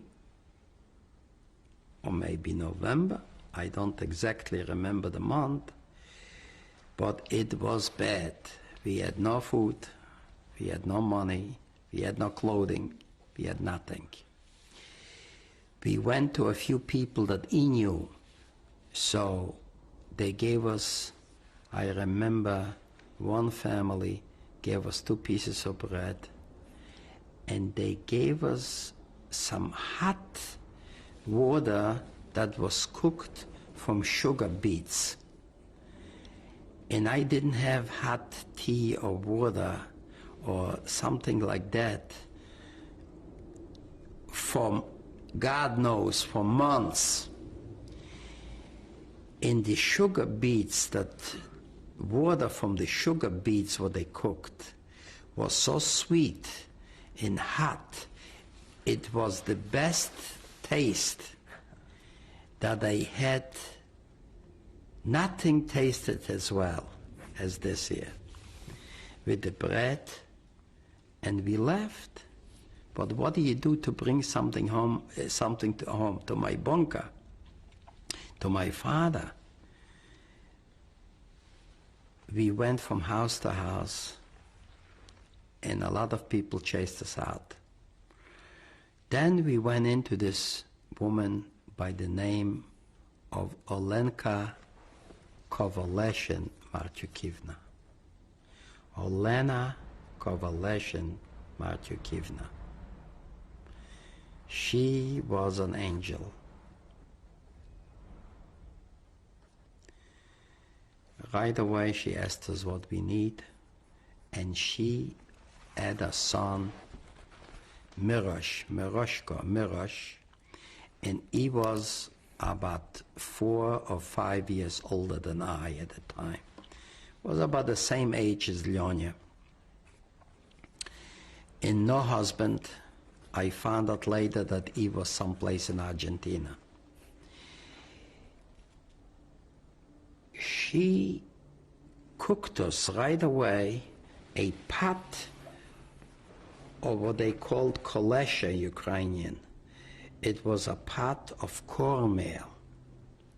You know, the yellow, a big pot with a big wire handle, in a cover to cover that, and she gave us a pot of water, and she gave us 2 onions.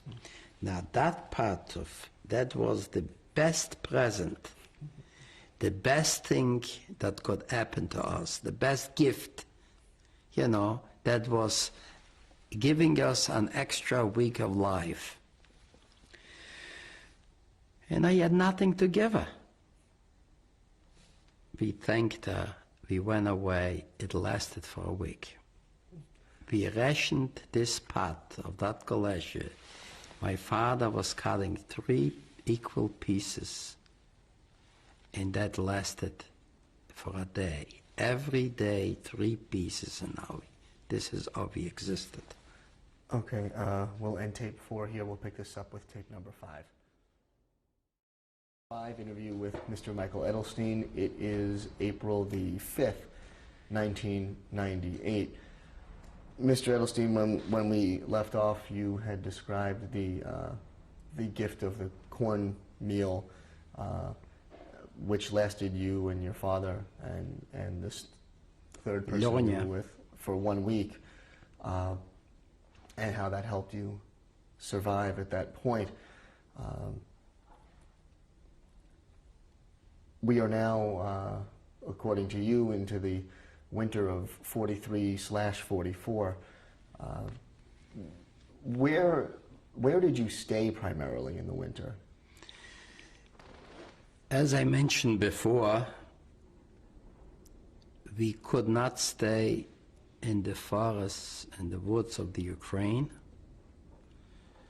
near outside of Skala, due to the fact that the winters are very cold and there is always a lot of snow.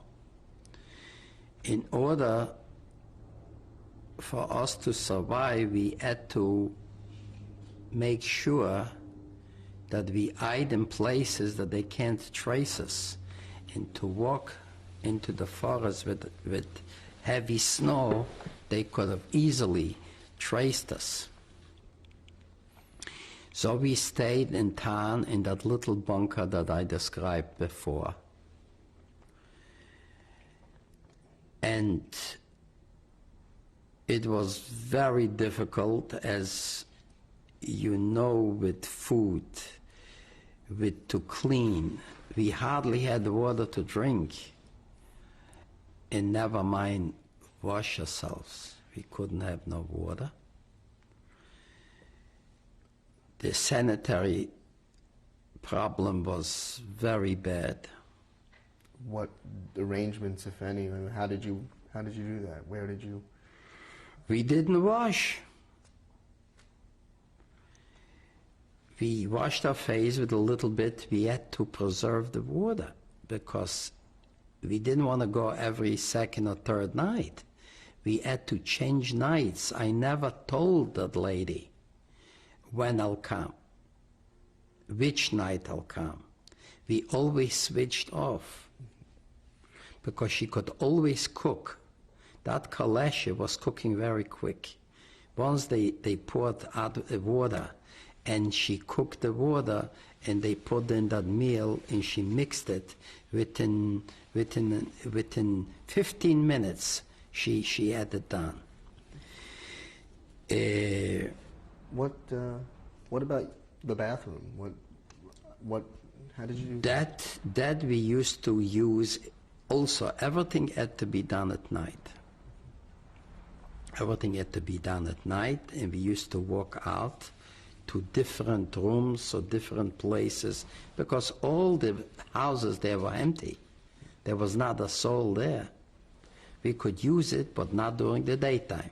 During the daytime, we had to do what we could, but most of the time, we didn't have to go much because there was no food, no water, so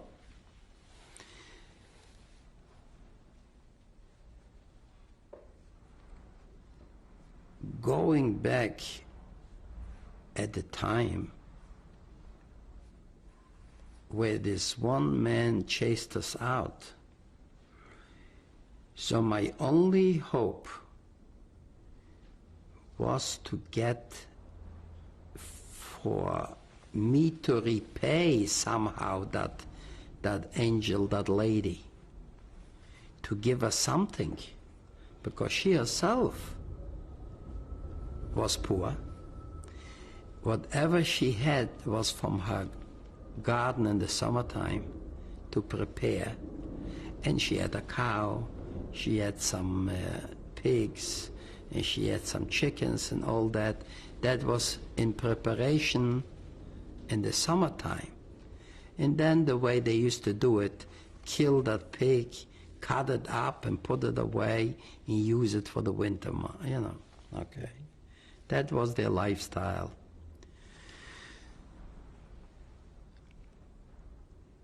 That Ukrainian that my father gave the goods became the mayor. This Ivan Kovaleshin was a Ukrainian nationalist. As he became the mayor, he was taking goods from any Jewish family, but he had no problem doing his job of cleaning up before yet, even before the Aktie, of course. So he had plenty of goods. To come to his house was always a Ukrainian policeman guarding him. And if this wasn't enough, the way the homes there, they usually used to have a wire running from one building to the other, like from the house to the barn, and on that chain was a dog running back and forth, back and forth. It's either the dog or the policeman. We were going there practically every night after dark to see maybe one day the policeman won't be there one evening. We finally got one evening he wasn't there. When he wasn't there, the gate into the house was about 50 yards. Lyonya said to me, "You go to the door, and I'm going to keep the gate open in case you have to run back quick. The door will be open."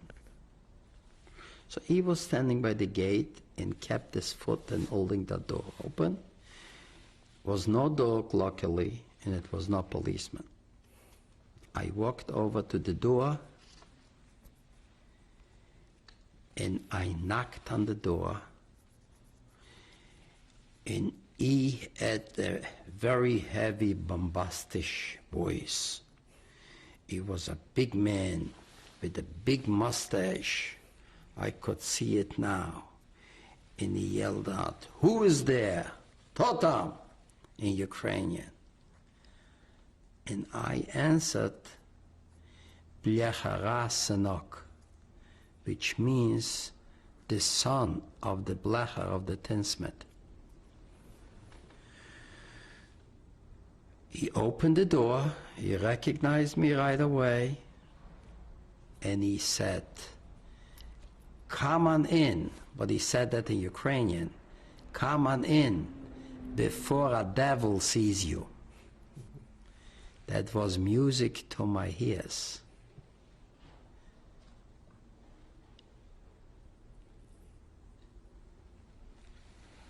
That he is worried that a devil might see me, that means he's a good guy. Came in, his wife right away, Monique. They used to come to my house. They knew me since I was born. "What can I do for you?" I said, "We are very hungry. Could you give us a piece of bread?" She took a bread and she cut it up and she poured 2 glasses of milk. And I tell you, the way we attacked that bread was like 2 wild animals. That I saw that his wife and him, they were looking at each other. They couldn't believe what was happening to me. And they asked me if my father is around and so on. I says, yes. And anything else we can do? I said, give us a bread if you can. And if you can give us some of the stuff that we gave you, if you don't need it, you know, you had to talk very, very polite. You can't say, give me my stuff. God forbid. If you can give us some of clothing because we are cold, we have nothing. He said to her, go up and give him everything he wants. So meaning up, she climbed up to the attic. And the attic was full of Jewish goods, packed. But remember, this was the end of 43, beginning to 44. That was already where we were getting once a month a Ukrainian newspapers, and we were getting news already in 43 that they were beat back from Stalingrad, that the Russian army is advancing to Kharkov. And every time we used to get a newspaper, it used to be about 4 weeks or 5 weeks later. So what happened was that every time they used to say, in order to straighten out the front lines for our better defense, we had to give up the town of Rovne, the town of Lotsk. So my father was reading this and he said to us, we have to hold out because it's nearer. Every day we have to hold out. But the Ukrainians already saw that the things are turning around and that pretty soon the Russian army is going to eventually come in, and they didn't need all their Jewish goods. Where are they going to run with everything, right? So things were turning. When he told her to go up and give us some goods, she started to throw down sacks of goods that wasn't even mine. I didn't look. I took one bag, he took another bag. We could hardly pull it, that's how heavy it was. But we went and we pulled down the hill and into that Olenka's house, and we gave her the whole thing. It's yours, just feed us the way you're doing. She fed us the whole winter until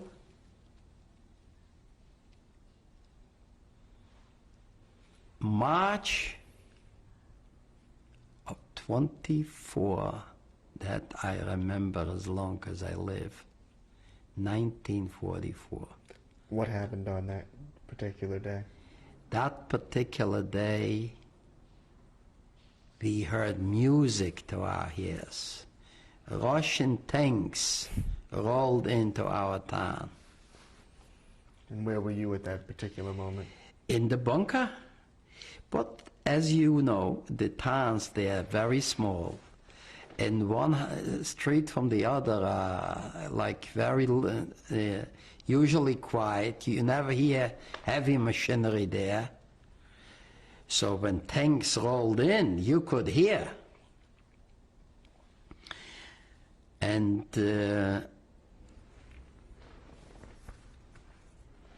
we heard these things. As night approached, we walked out and we walked down to the same Ukrainian woman, and they said to us, the Russian army is here and there are no more Germans. So we slept in our house that night, and we washed up, and the next day she took out some clothing, we got dressed, and we went out to see what was happening. We took one of the we went in one of the Jewish houses that were all empty, but we picked one that was in the center of the town, steps from the main place where the farmers used to congregate to sell their goods in Midtown, you know.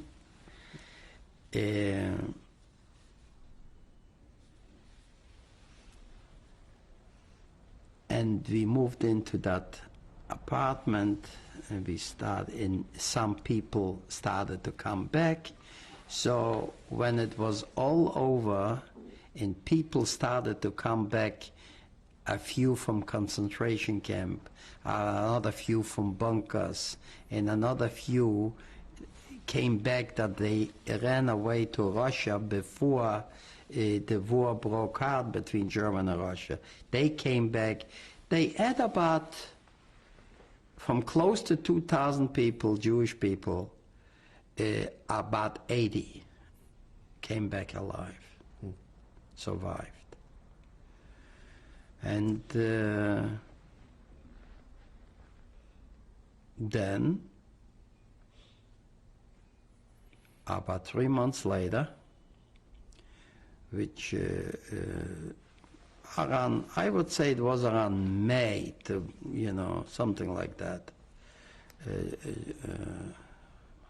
April, May. Two and a half months later, I'd say, they drafted my father into the Russian army. When he walked out of the bunker, I'm going back a little bit. Right. When he walked out of the bunker, he was in the early 40s.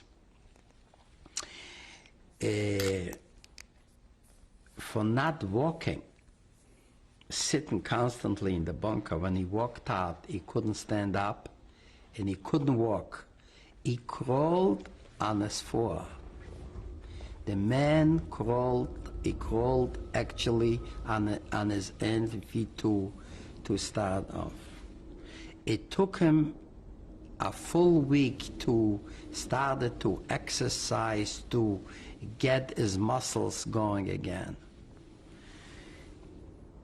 2 months later, or 2.5 months later, they drafted him to the Russian army, and they put him away to the workers' army. They had an army of the reserve, so to speak, to produce for the army. So before he was working for a German to produce for the Wehrmacht, now he worked as a soldier, but a big difference, as an equal amongst equals. So when he was drafted, where was he assigned to? He was assigned to a big camp near Zhytomyr. Which was how far from you? I would say it must have been about 200 or 300 kilometers. That wasn't that far from Kiev. And he stayed there, and I took back the tools what my father gave away to the people near the woods. I took back some of the tools, and from seeing my father do the things before the war all that started, I somehow managed to make pots and pans. Don't ask me how, but when the need is great, you can do things that it's unbelievable. I made pots and I made pans, and to milk the cows, different pots to cook potatoes for the pigs. I did it all, but I didn't have metal, so I went to some of the Jewish homes that were abandoned, climbed up on the roofs and ripped the metal down. That's what I did. I took back forms where I scratched it and cut it, you know. My hands were weak. I had to press with both hands to cut the metal with the share. I remember it like it was yesterday. After I did that, a couple came back from some place, Mr. and Mrs. Packer. It was Israel and Cyril Packer. They moved in to my apartment. They came from some kind of a camp that they both survived. They had no children. They moved in with me. And also another man that lost his whole family, a tailor by the name of Israel Fleischman. And he was a tailor. He moved in. After I made those pots, she used to take it out to the market and exchange it for flour, exchange it for eggs, exchange it for butter, and that's how we used to feed ourselves. Not only me, but I used to feed them because of my work. Right. So this is how I survived then. Now, after a while, the citizens that were Polish citizens of the Ukraine before the war, the Russian government was in their interest to send all the Polish people, the citizens, former citizens of Poland, out of the Ukraine, and they gave them independence, Polish independence, and they took away the Ukraine for themselves, and they took Niederschlesien, the part of Germany that years back was Poland, gave it back to the Polish government, and they, including Polish families, non-Jews too, went to Poland. When the few families that survived saw they had no future there, they lost their dear ones. Every day was a reminder it was unbearable for them to live there. So they all registered to go to Poland, including me. But what do? Leave to go to Poland alone without my father? So I wrote to my father that he should come back to me because, of course, I missed him. I was alone. I had no relatives. And when he came back, I convinced him as a Polish citizen that he too should register and go to her. So anyway, we went to Poland and we left town, and then after I left town, I went to Poland. And how long did you stay there? In Poland, we stayed for less than a year, and then we add some to Poland came representatives from the Joint Distribution Committee sent by the American Jews through the UJA to help the survivors, the broken up people, the people that lost everything, to rebuild them emotionally, and they send us right away food. There is no other people on earth I could come near to compare what the American Jews did to help their brethren that suffered so much in Europe. No other people could come close with the understanding and the help, the caring what they displayed to us. When we got the news, and right away also delegates from then Palestine at what they call shlichim, representatives, they went to recruit, organize the young survivors to come at the time to Palestine. They were getting ready to establish the state of Israel, so they needed people and help and so on. And they said, you have no future in Poland. A lot of people joined the organizations, the Shomer HaTzahir, the Gordonia, and some joined the religious organizations. And you? And I joined the labor, the Gordonia, that was later the leadership of Prime Minister David Ben-Gurion, his party.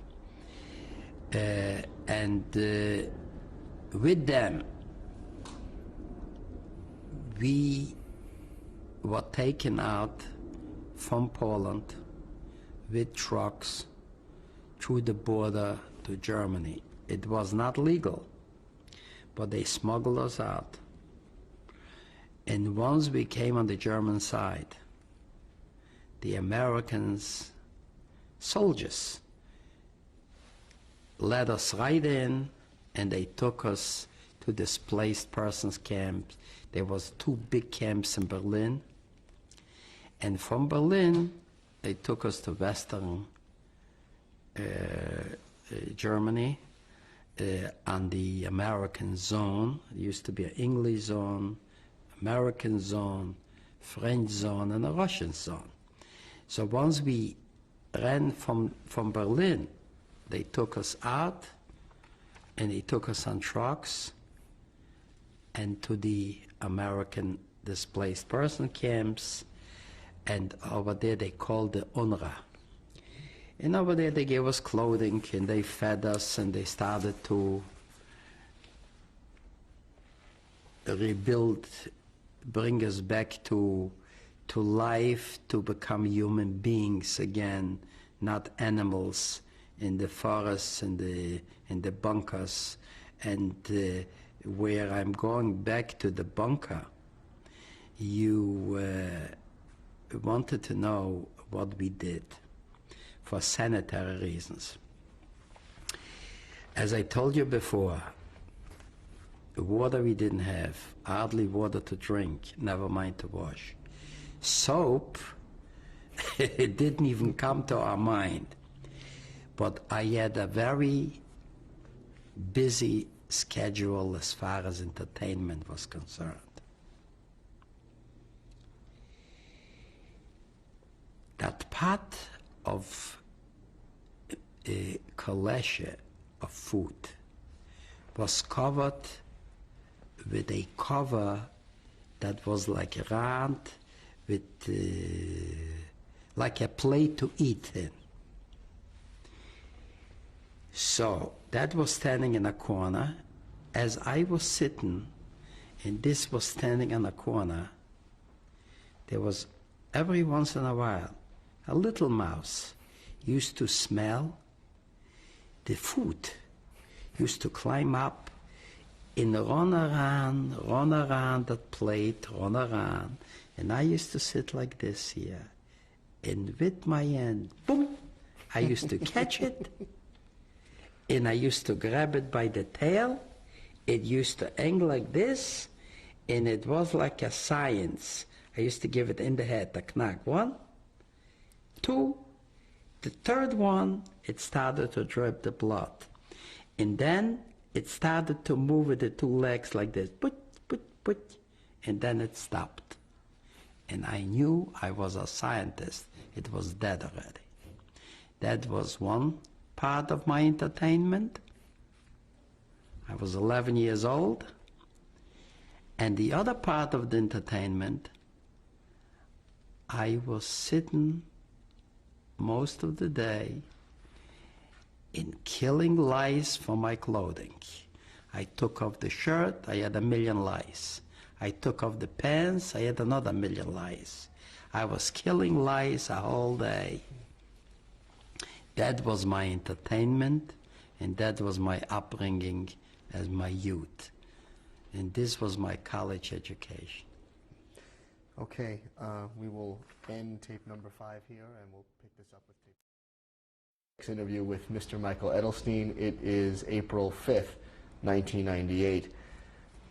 Mr. Edelstein, when we left off, you had gone back to telling about the mice and the lice in the bunker, but previous to that, you were discussing the fact that you made it to Germany. How long did you remain in Germany? In Germany, we remained since we came to Germany in 1946. And I remained in Germany to the end of 1950. We stayed four years in Germany after the war. What was it like for you, after having survived the Holocaust, to be living as a Jew in Germany so soon after the war? The feeling was very emotional. It was a feeling. We were living separate in these DP camps,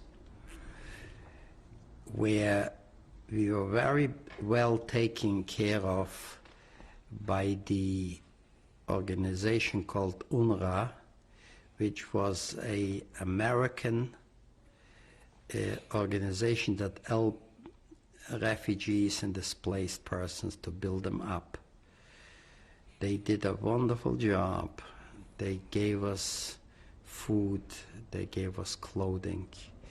In the camps, the Jewish population immediately organized committees.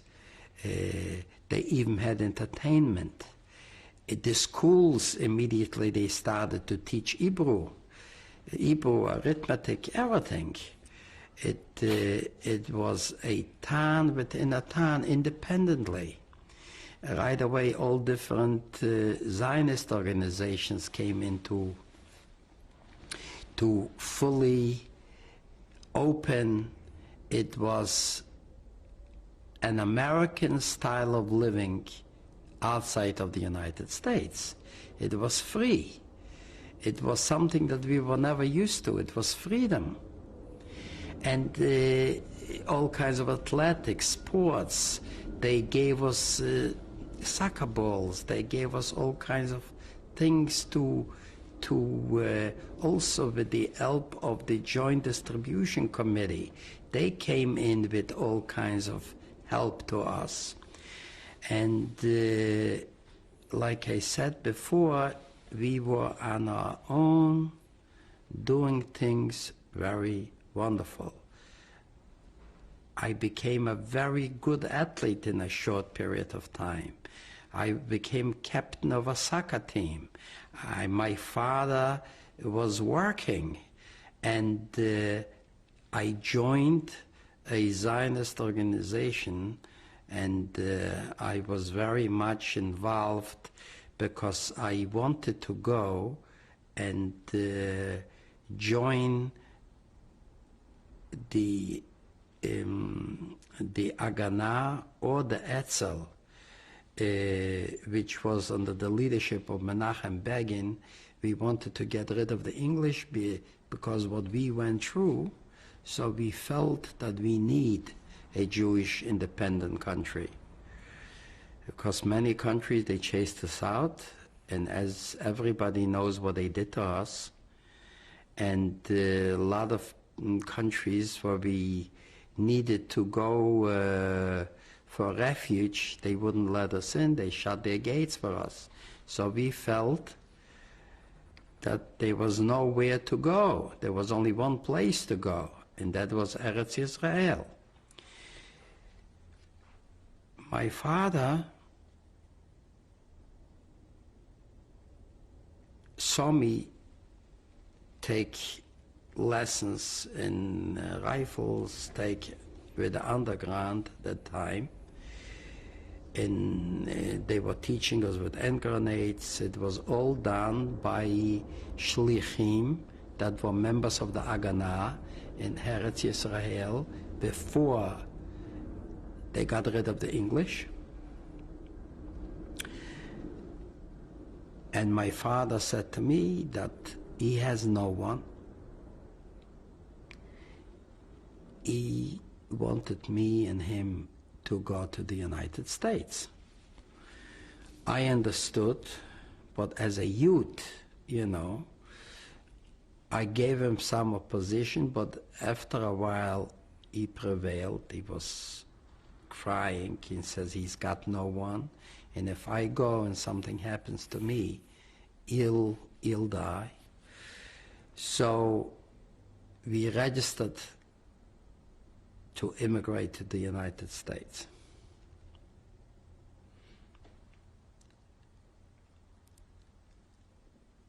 My father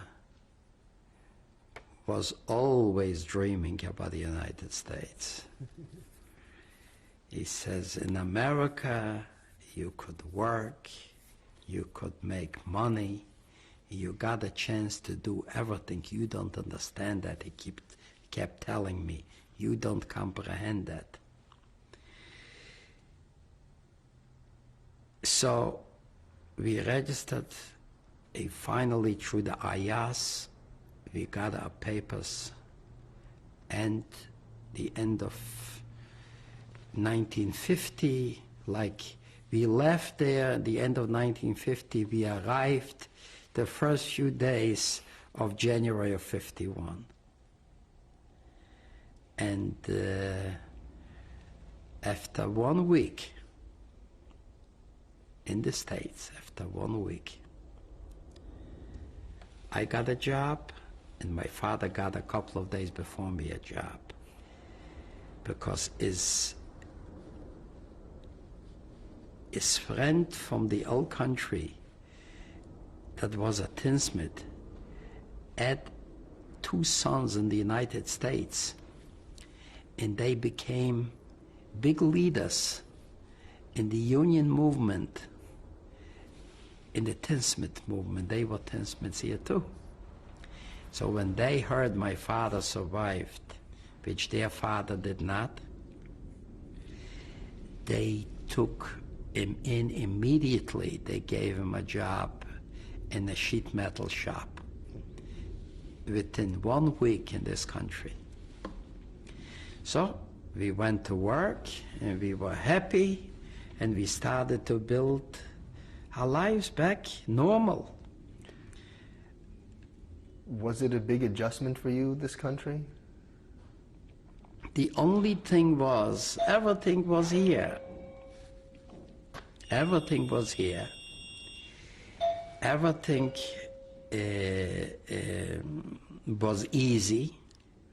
The only part that I had a little rougher was the language, because I had to learn to speak English, which I still don't do well.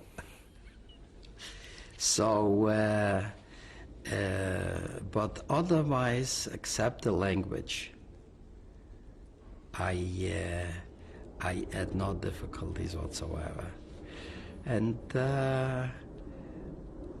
after a while, as soon as I picked up a little, and then we worked, and we saved tremendous amounts of money, because we didn't go to fancy restaurants.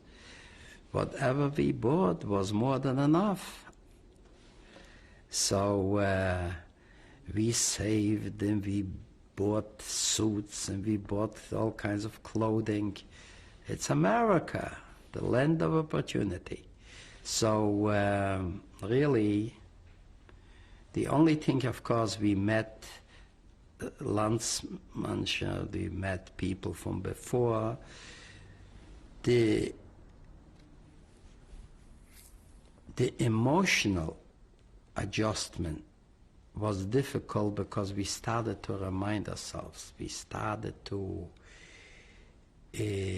meet people that left there before the war. It was financially, economically, it's wonderful. I mean, this is second to none.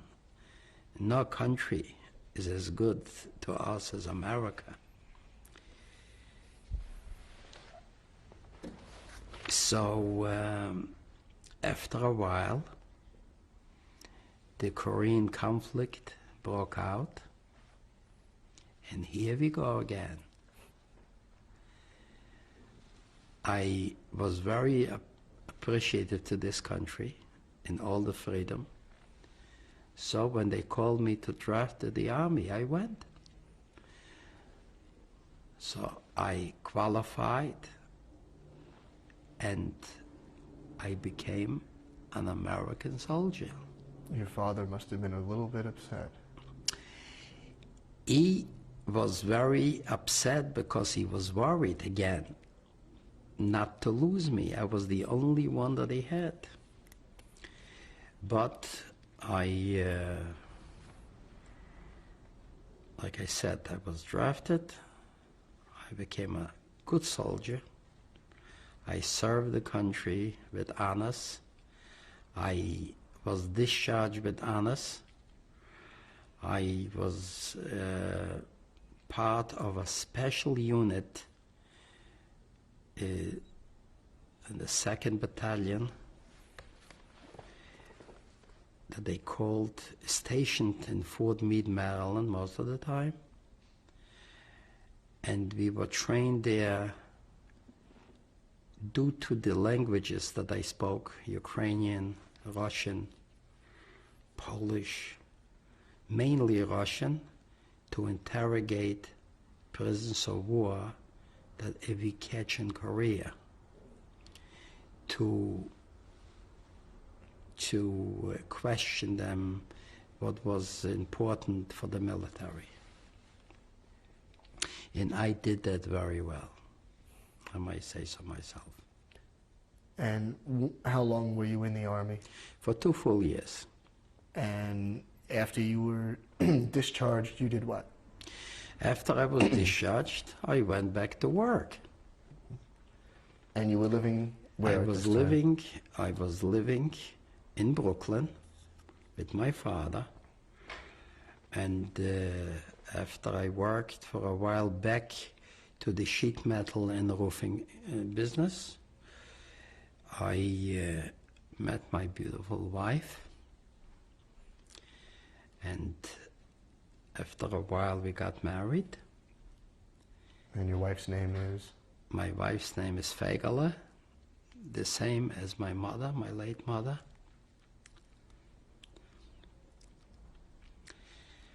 And she is also very smart, very good, and a great mother.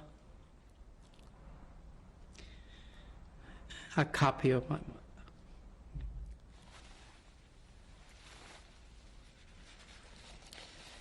I love her very much.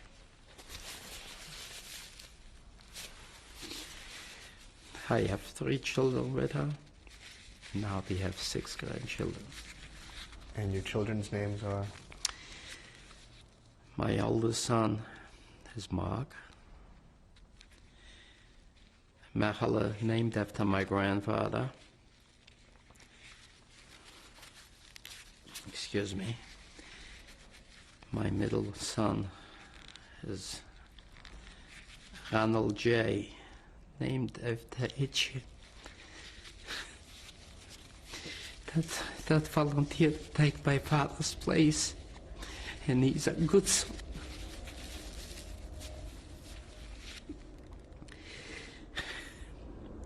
And of course, I have my daughter, Susan. She's the only daughter, my youngest. Wonderful girl. And now I have 6 grandchildren. Your daughter's name is? My daughter's name is Susan.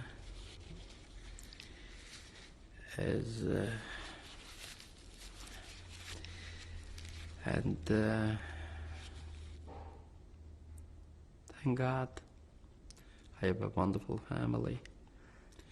Of course, my father passed away since,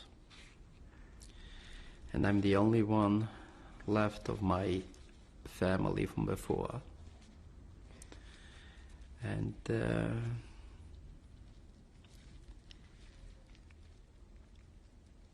now I'm very happy, very satisfied. This country is, to me, second to none. I love this country, and I appreciate what they did for me.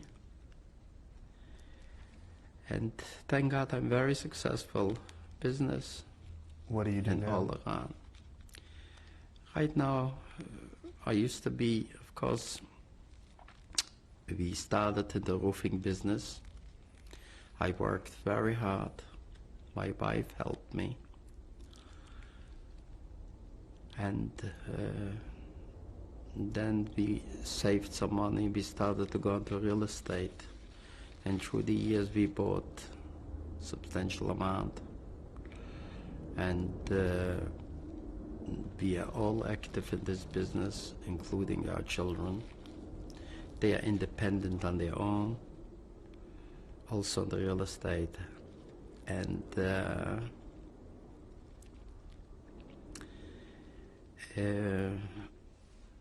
now it's time to pay back. We help many needy people in this country. All different organizations we support.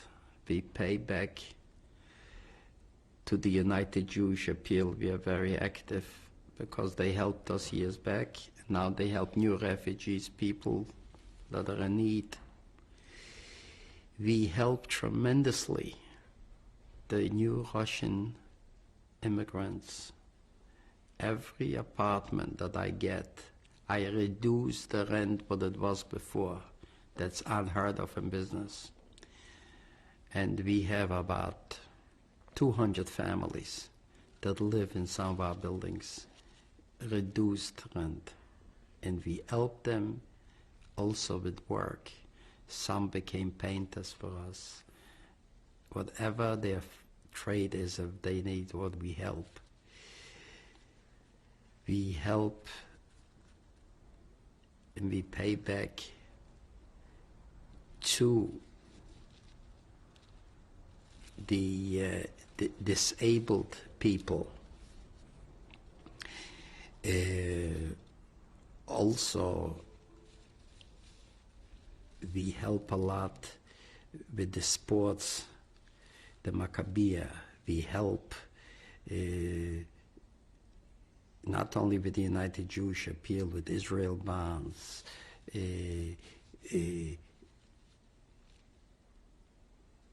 We built up the cemetery in our town recently.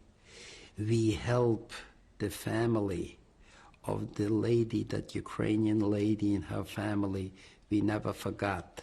We finally found them after the Cold War. We tried, we couldn't because the Russians wouldn't let. We helped their family. There is a matter of fact that recently, not only did we help with money and packages, but we recently bought a house for the granddaughter of the lady that helped us during the war, Olenka. We made arrangement to pay honor to her in Jerusalem, Yad Vashem, of the honor for the righteous Gentiles.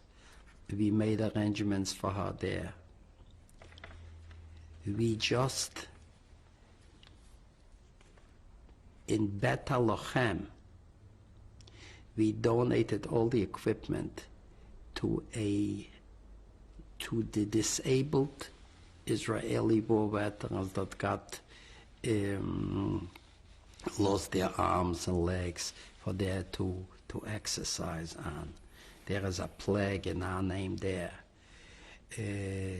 My wife is very active in children that are born disabled.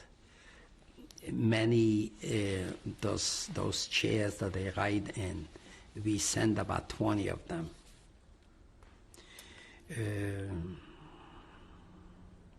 Many different, to old age homes here, to religious organizations.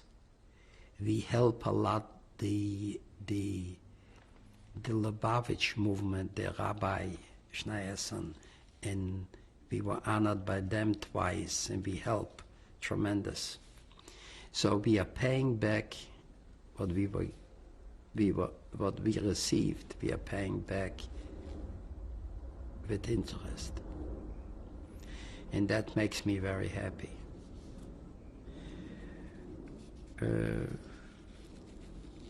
What did it mean to you to have children? Not only personally the joy in bring back life in ever family, and ever they say in Yiddish nachas, but also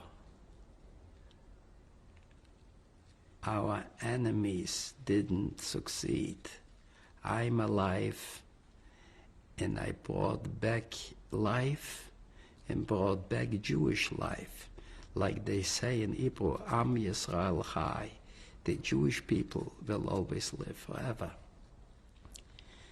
And that makes me feel proud, because they wanted to destroy us, and they almost succeeded.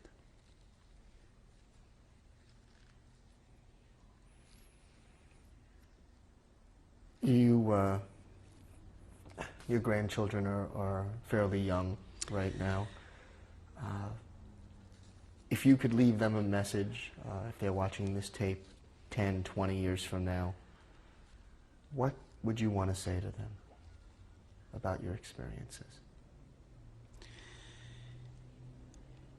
To remember and never to forget what the Nazis did to the Jewish people, did their great-grandparents, and to their relatives in Europe.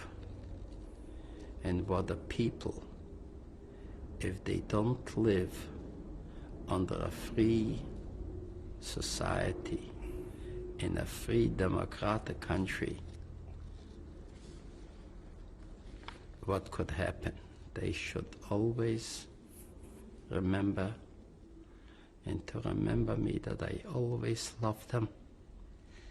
I always try to do the best for them. And I hope they appreciate. I hope they appreciate. Maybe I didn't play with them enough. Maybe I didn't express myself to them good enough.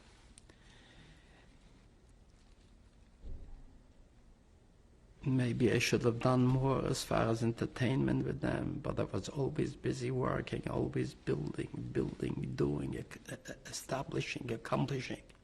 I always had drive, I always have willpower. And maybe that was part of my willpower and determination. This is why I survived, because a lot of people gave up. A lot of people said, we don't want to live. We lost everybody. But I must say to my kids and my grandchildren, if I didn't express myself well enough to them, or not enough, I'm sorry, but my heart is with them. I love them, and I'll do everything as long as I live for me to see them happy. The same to my wife. Is there anything else you would want to add in closing? In closure, I only can say one thing. God bless America. Okay. Thank you very much. Very welcome.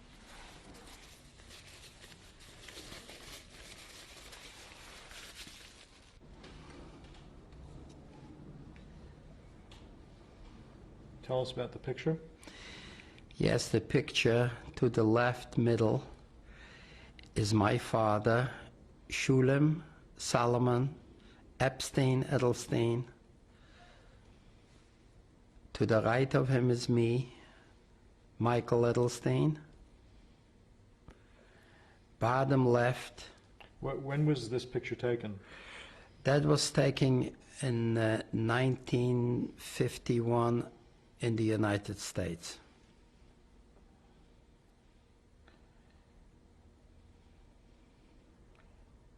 And the one on the bottom? The one to the bottom on the left on the bicycle, that's me after the war in Poland. Michael Edelstein.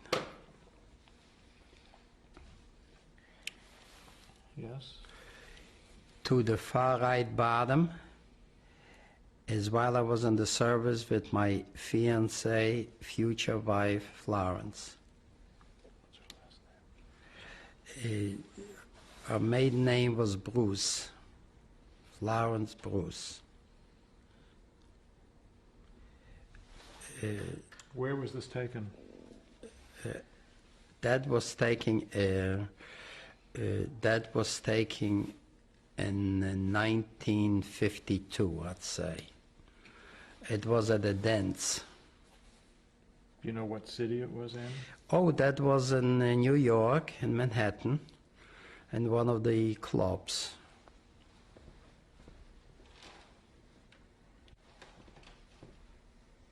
And what do we see in this picture here? In this picture, we are seeing after the war in a displaced persons camp with the help of the Joint Distribution Committee. We got uniforms and we participated, of course, in, as you see, that's a soccer team. And I was good at it, so they voted me in as captain of the team, the far left. That's me, Michael Edelstein. And what was the name of the DP camp that you were in at this time? Eschwege near Kassel. Near Eschwege near Kassel, they used to call it. And 3/4 of these men, these young men that you see there, are in Israel and served in the Israeli army. And in the 6-Day War, some of them came out with very high, with II decorations. And what do we see here? We see here a group of soldiers, me in the line in center of the finish of basic training in Fort Dix, Maryland, USA. And what year was this? 1942. 1952. Okay. And who do we see in this picture here? That was my young wife after we got married in the Pocono Mountains on a honeymoon. It's Michael Edelstein and now Florence Edelstein. And what year? 1955.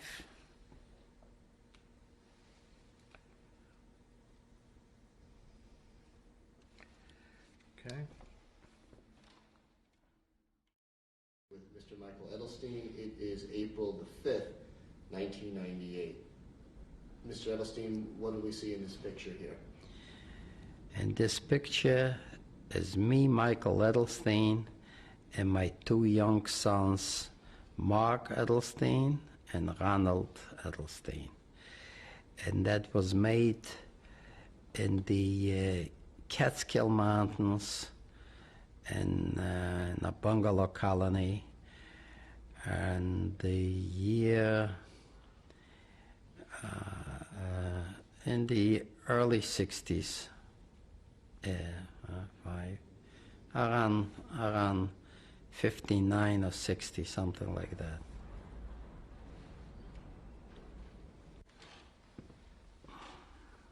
And who do we see here? We see on the right, upper right corner, is Michael Edelstein after the war in Poland. This is the town of Bytom in a kibbutz, Gordonia.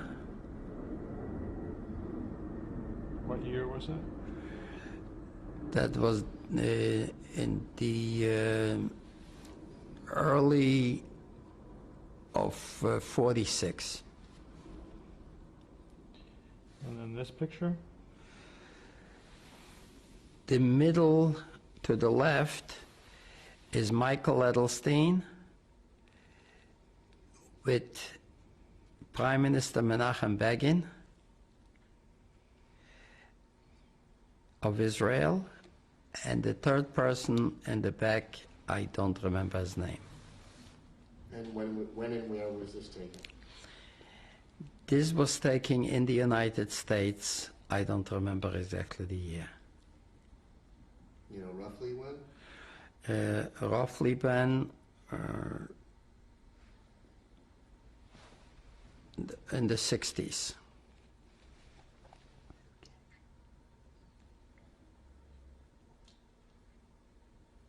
What was the occasion? The occasion was a speech he had. It was in behalf of Israel bonds. Okay. And who is this in this picture? And this picture is Michael Edelstein on a roofing truck that used to be our business, a roofing company under Edelstein and Sons Roofing that was coming back from a job in 1968. Okay.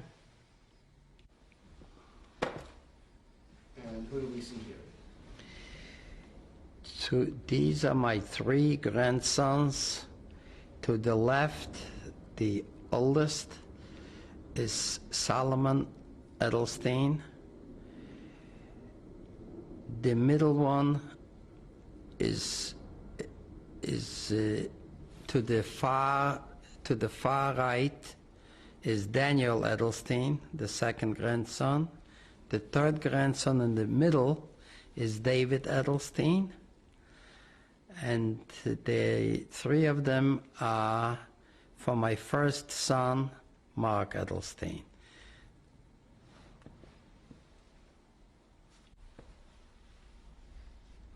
And who is this? This is my granddaughter, Rebecca. She is 4 years old, and she is Mark's daughter, the fourth child, and my granddaughter.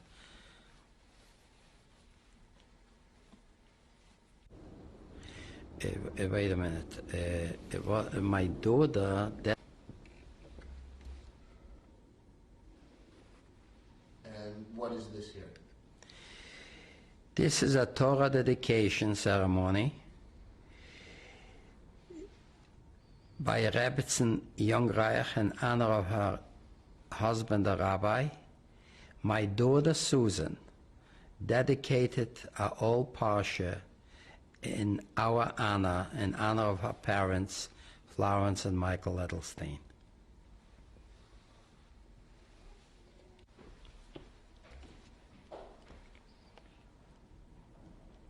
Tell us about this. This is the inside of the dedication. As you can see, my daughter Susan Edelstein dedicated the parsha, and she's on top of the line here in the book.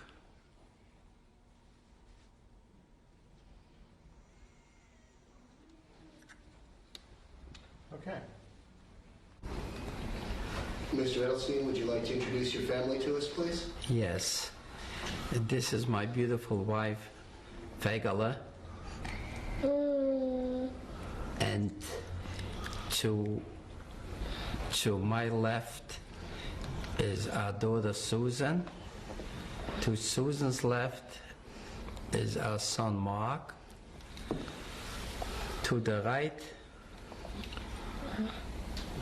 is Ronald, our son.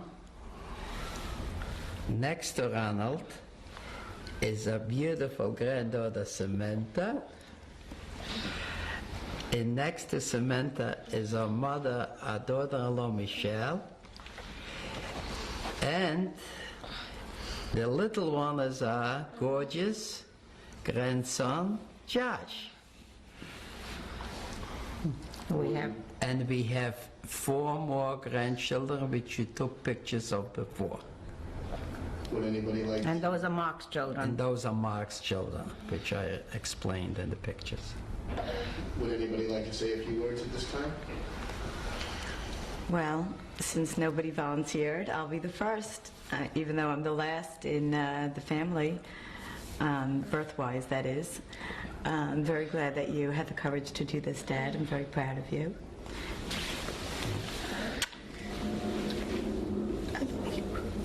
Love you too. You're a courageous, strong man. You survived. You came to this country and made a beautiful life for yourself. A true success. And a wonderful husband and father. And you have beautiful grandchildren to show for it. I love you. I love you.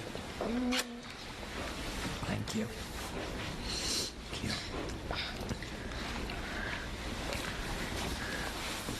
Thank you.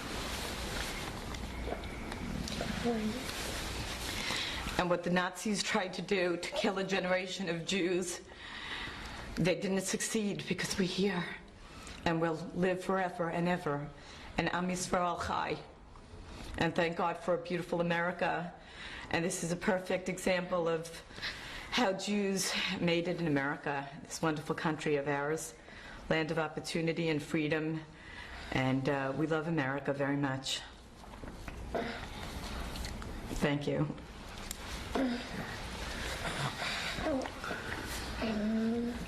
Anybody else? Well, I'll pass the chair to my older brother, perhaps. If not, I'll have to think of something up.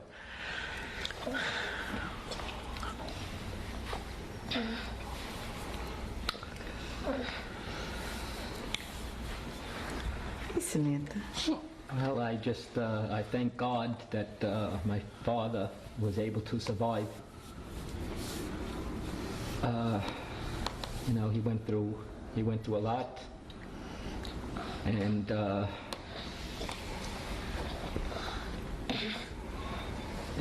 thank God that he made it, and we're here. And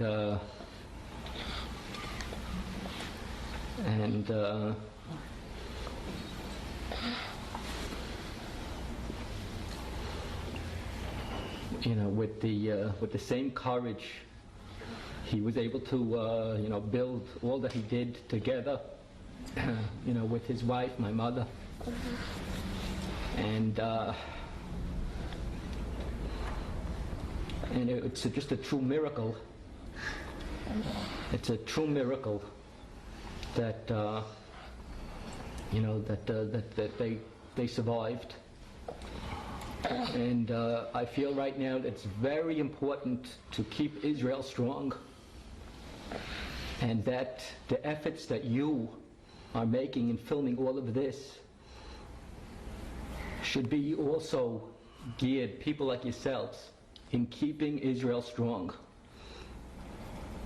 Despite all the anti-Semites in this world, it's a very it's a key, you know, for us Jewish people in America and all around the world to support Israel, and also to support all religious institutions such as Chabad, so that you know, Jewish people, you know, don't intermarry, which is a big problem, and this is the only way that the non-Jew can harm us and destroy us. I mean, they tried very hard by killing us, gassing us, and shooting us, and I would hate to see them succeed in killing us in kindness, by saying how we're all one for all and all for one, and that's a way of destroying the Jewish identity.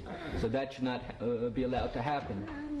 So our efforts again should be in building Israel, keeping Israel strong, and supporting our rabbis and our Jewish institutions. So just want to say, just in conclusion, that I love you, Dad. Okay, I love you too.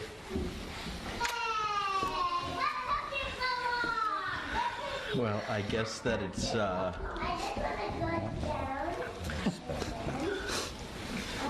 Shane, go downstairs, Mama.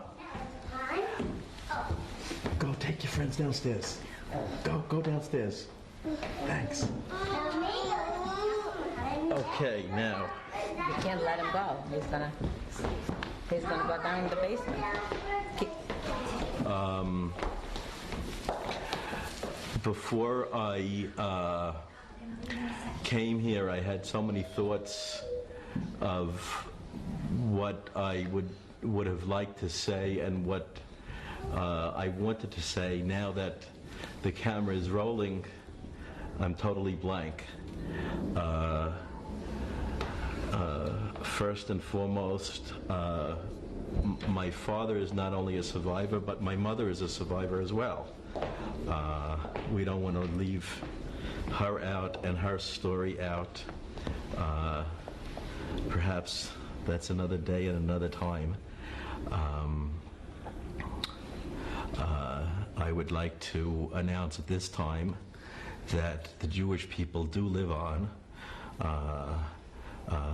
It's not only our obligation to be fruitful and multiply, but as children of Holocaust survivors, it's our obligation to be yet more fruitful and multiply more than we normally should have as Jews. And I would like to say now that Michelle is pregnant and that we're going to have another baby. That's beautiful. That's beautiful. It's the first time we're telling. That's great. Beautiful. So let's hope for the best. She's 2 months. 2 months. Mazel tov. And let's hope that we have a healthy baby.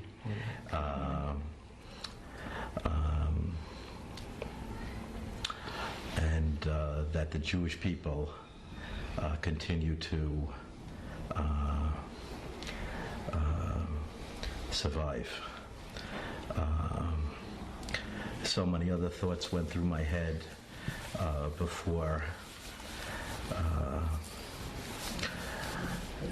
I think of my grandfather, my father's father, who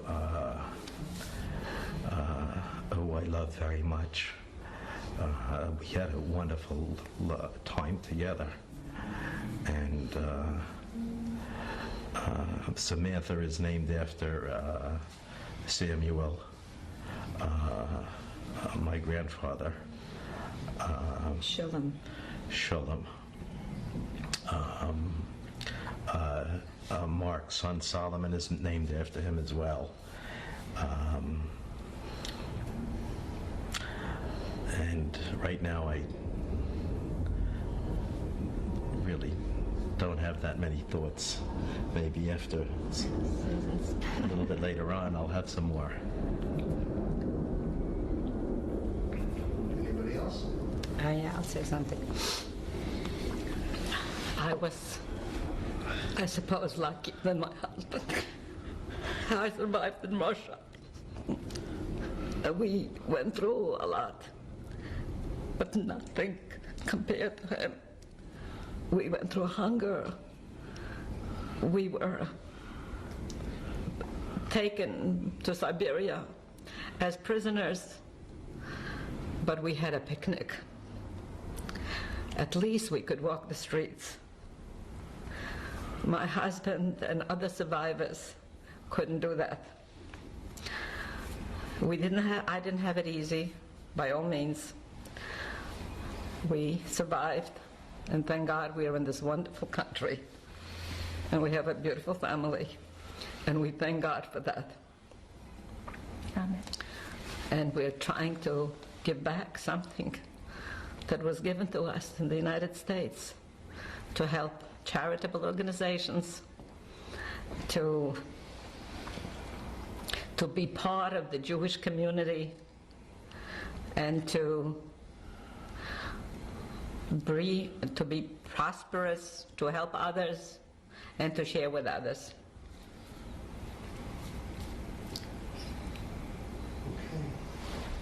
Anybody else? Anybody else? Would like to say something? My in-laws went through a lot in their lives. They're very good people, very prosperous, good parents, good in-laws, good grandparents. And me coming from a Sephardic background is very different to the way I've been brought up and from what they've been through. And I learned a lot over the years, almost married 7 years, not too long, but from what I've seen and heard and what they experienced is beyond belief. And I'll never forget it. And I'll pass it on to my children, and hopefully from one generation to another. I would like to, the thoughts are now coming back of what I wanted to say. It's our obligation as survivors of the Holocaust to teach our children what happened to my parents and my grandparents and my family. We will instill in our children, and we will never forget what happened. We will never forget. We will never let our children forget. We will carry on the teachings. We will never, ever, ever let them down, and our children won't let them down, and our grandchildren won't let them down. We will never forget from that lesson. A lesson only they could have felt. The things that happened. You can't fathom. Our generation can't fathom what happened to them and their families. How could we even imagine or fantasize the horrors that they went through? We will never ever know that. Thank God we will never know that. But there's no way in the world that anybody could know that. But we do give our word that we will remember, and we will teach our children. It is our obligation to do so. And please God, it will never happen again. We will never let it happen again. No.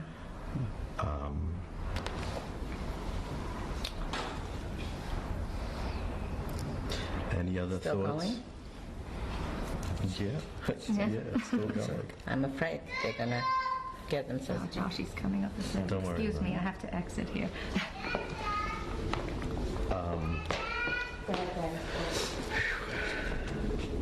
I have another thought, actually, which is that I'm very grateful for this filming of my father's experiences during the Holocaust, because several years ago the Nazis were claiming that, actually the Germans were claiming that there was no such thing as Nazi Germany, and this was all a fantasy, and this was all fake, and it was propaganda made up by the Jews, and they wanted to cleanse their souls and make themselves innocent, where in reality they were very guilty. And this is just so important to be on film, to know, to teach other people of other ethnicities as well as Jews that this in fact did happen, and my father is witness to it because he went through it, and it can never be denied, and that's the most important thing about this whole thing. And I'm really very, very happy that my father chose to do this, and very proud of you, Dad. Yes, we all are. Because growing up, it was hard for my dad to talk about this. And now, later in years, he's able to.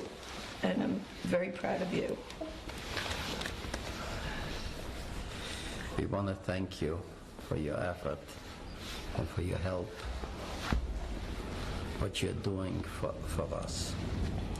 And God bless you. Thank you. Thank you all very much.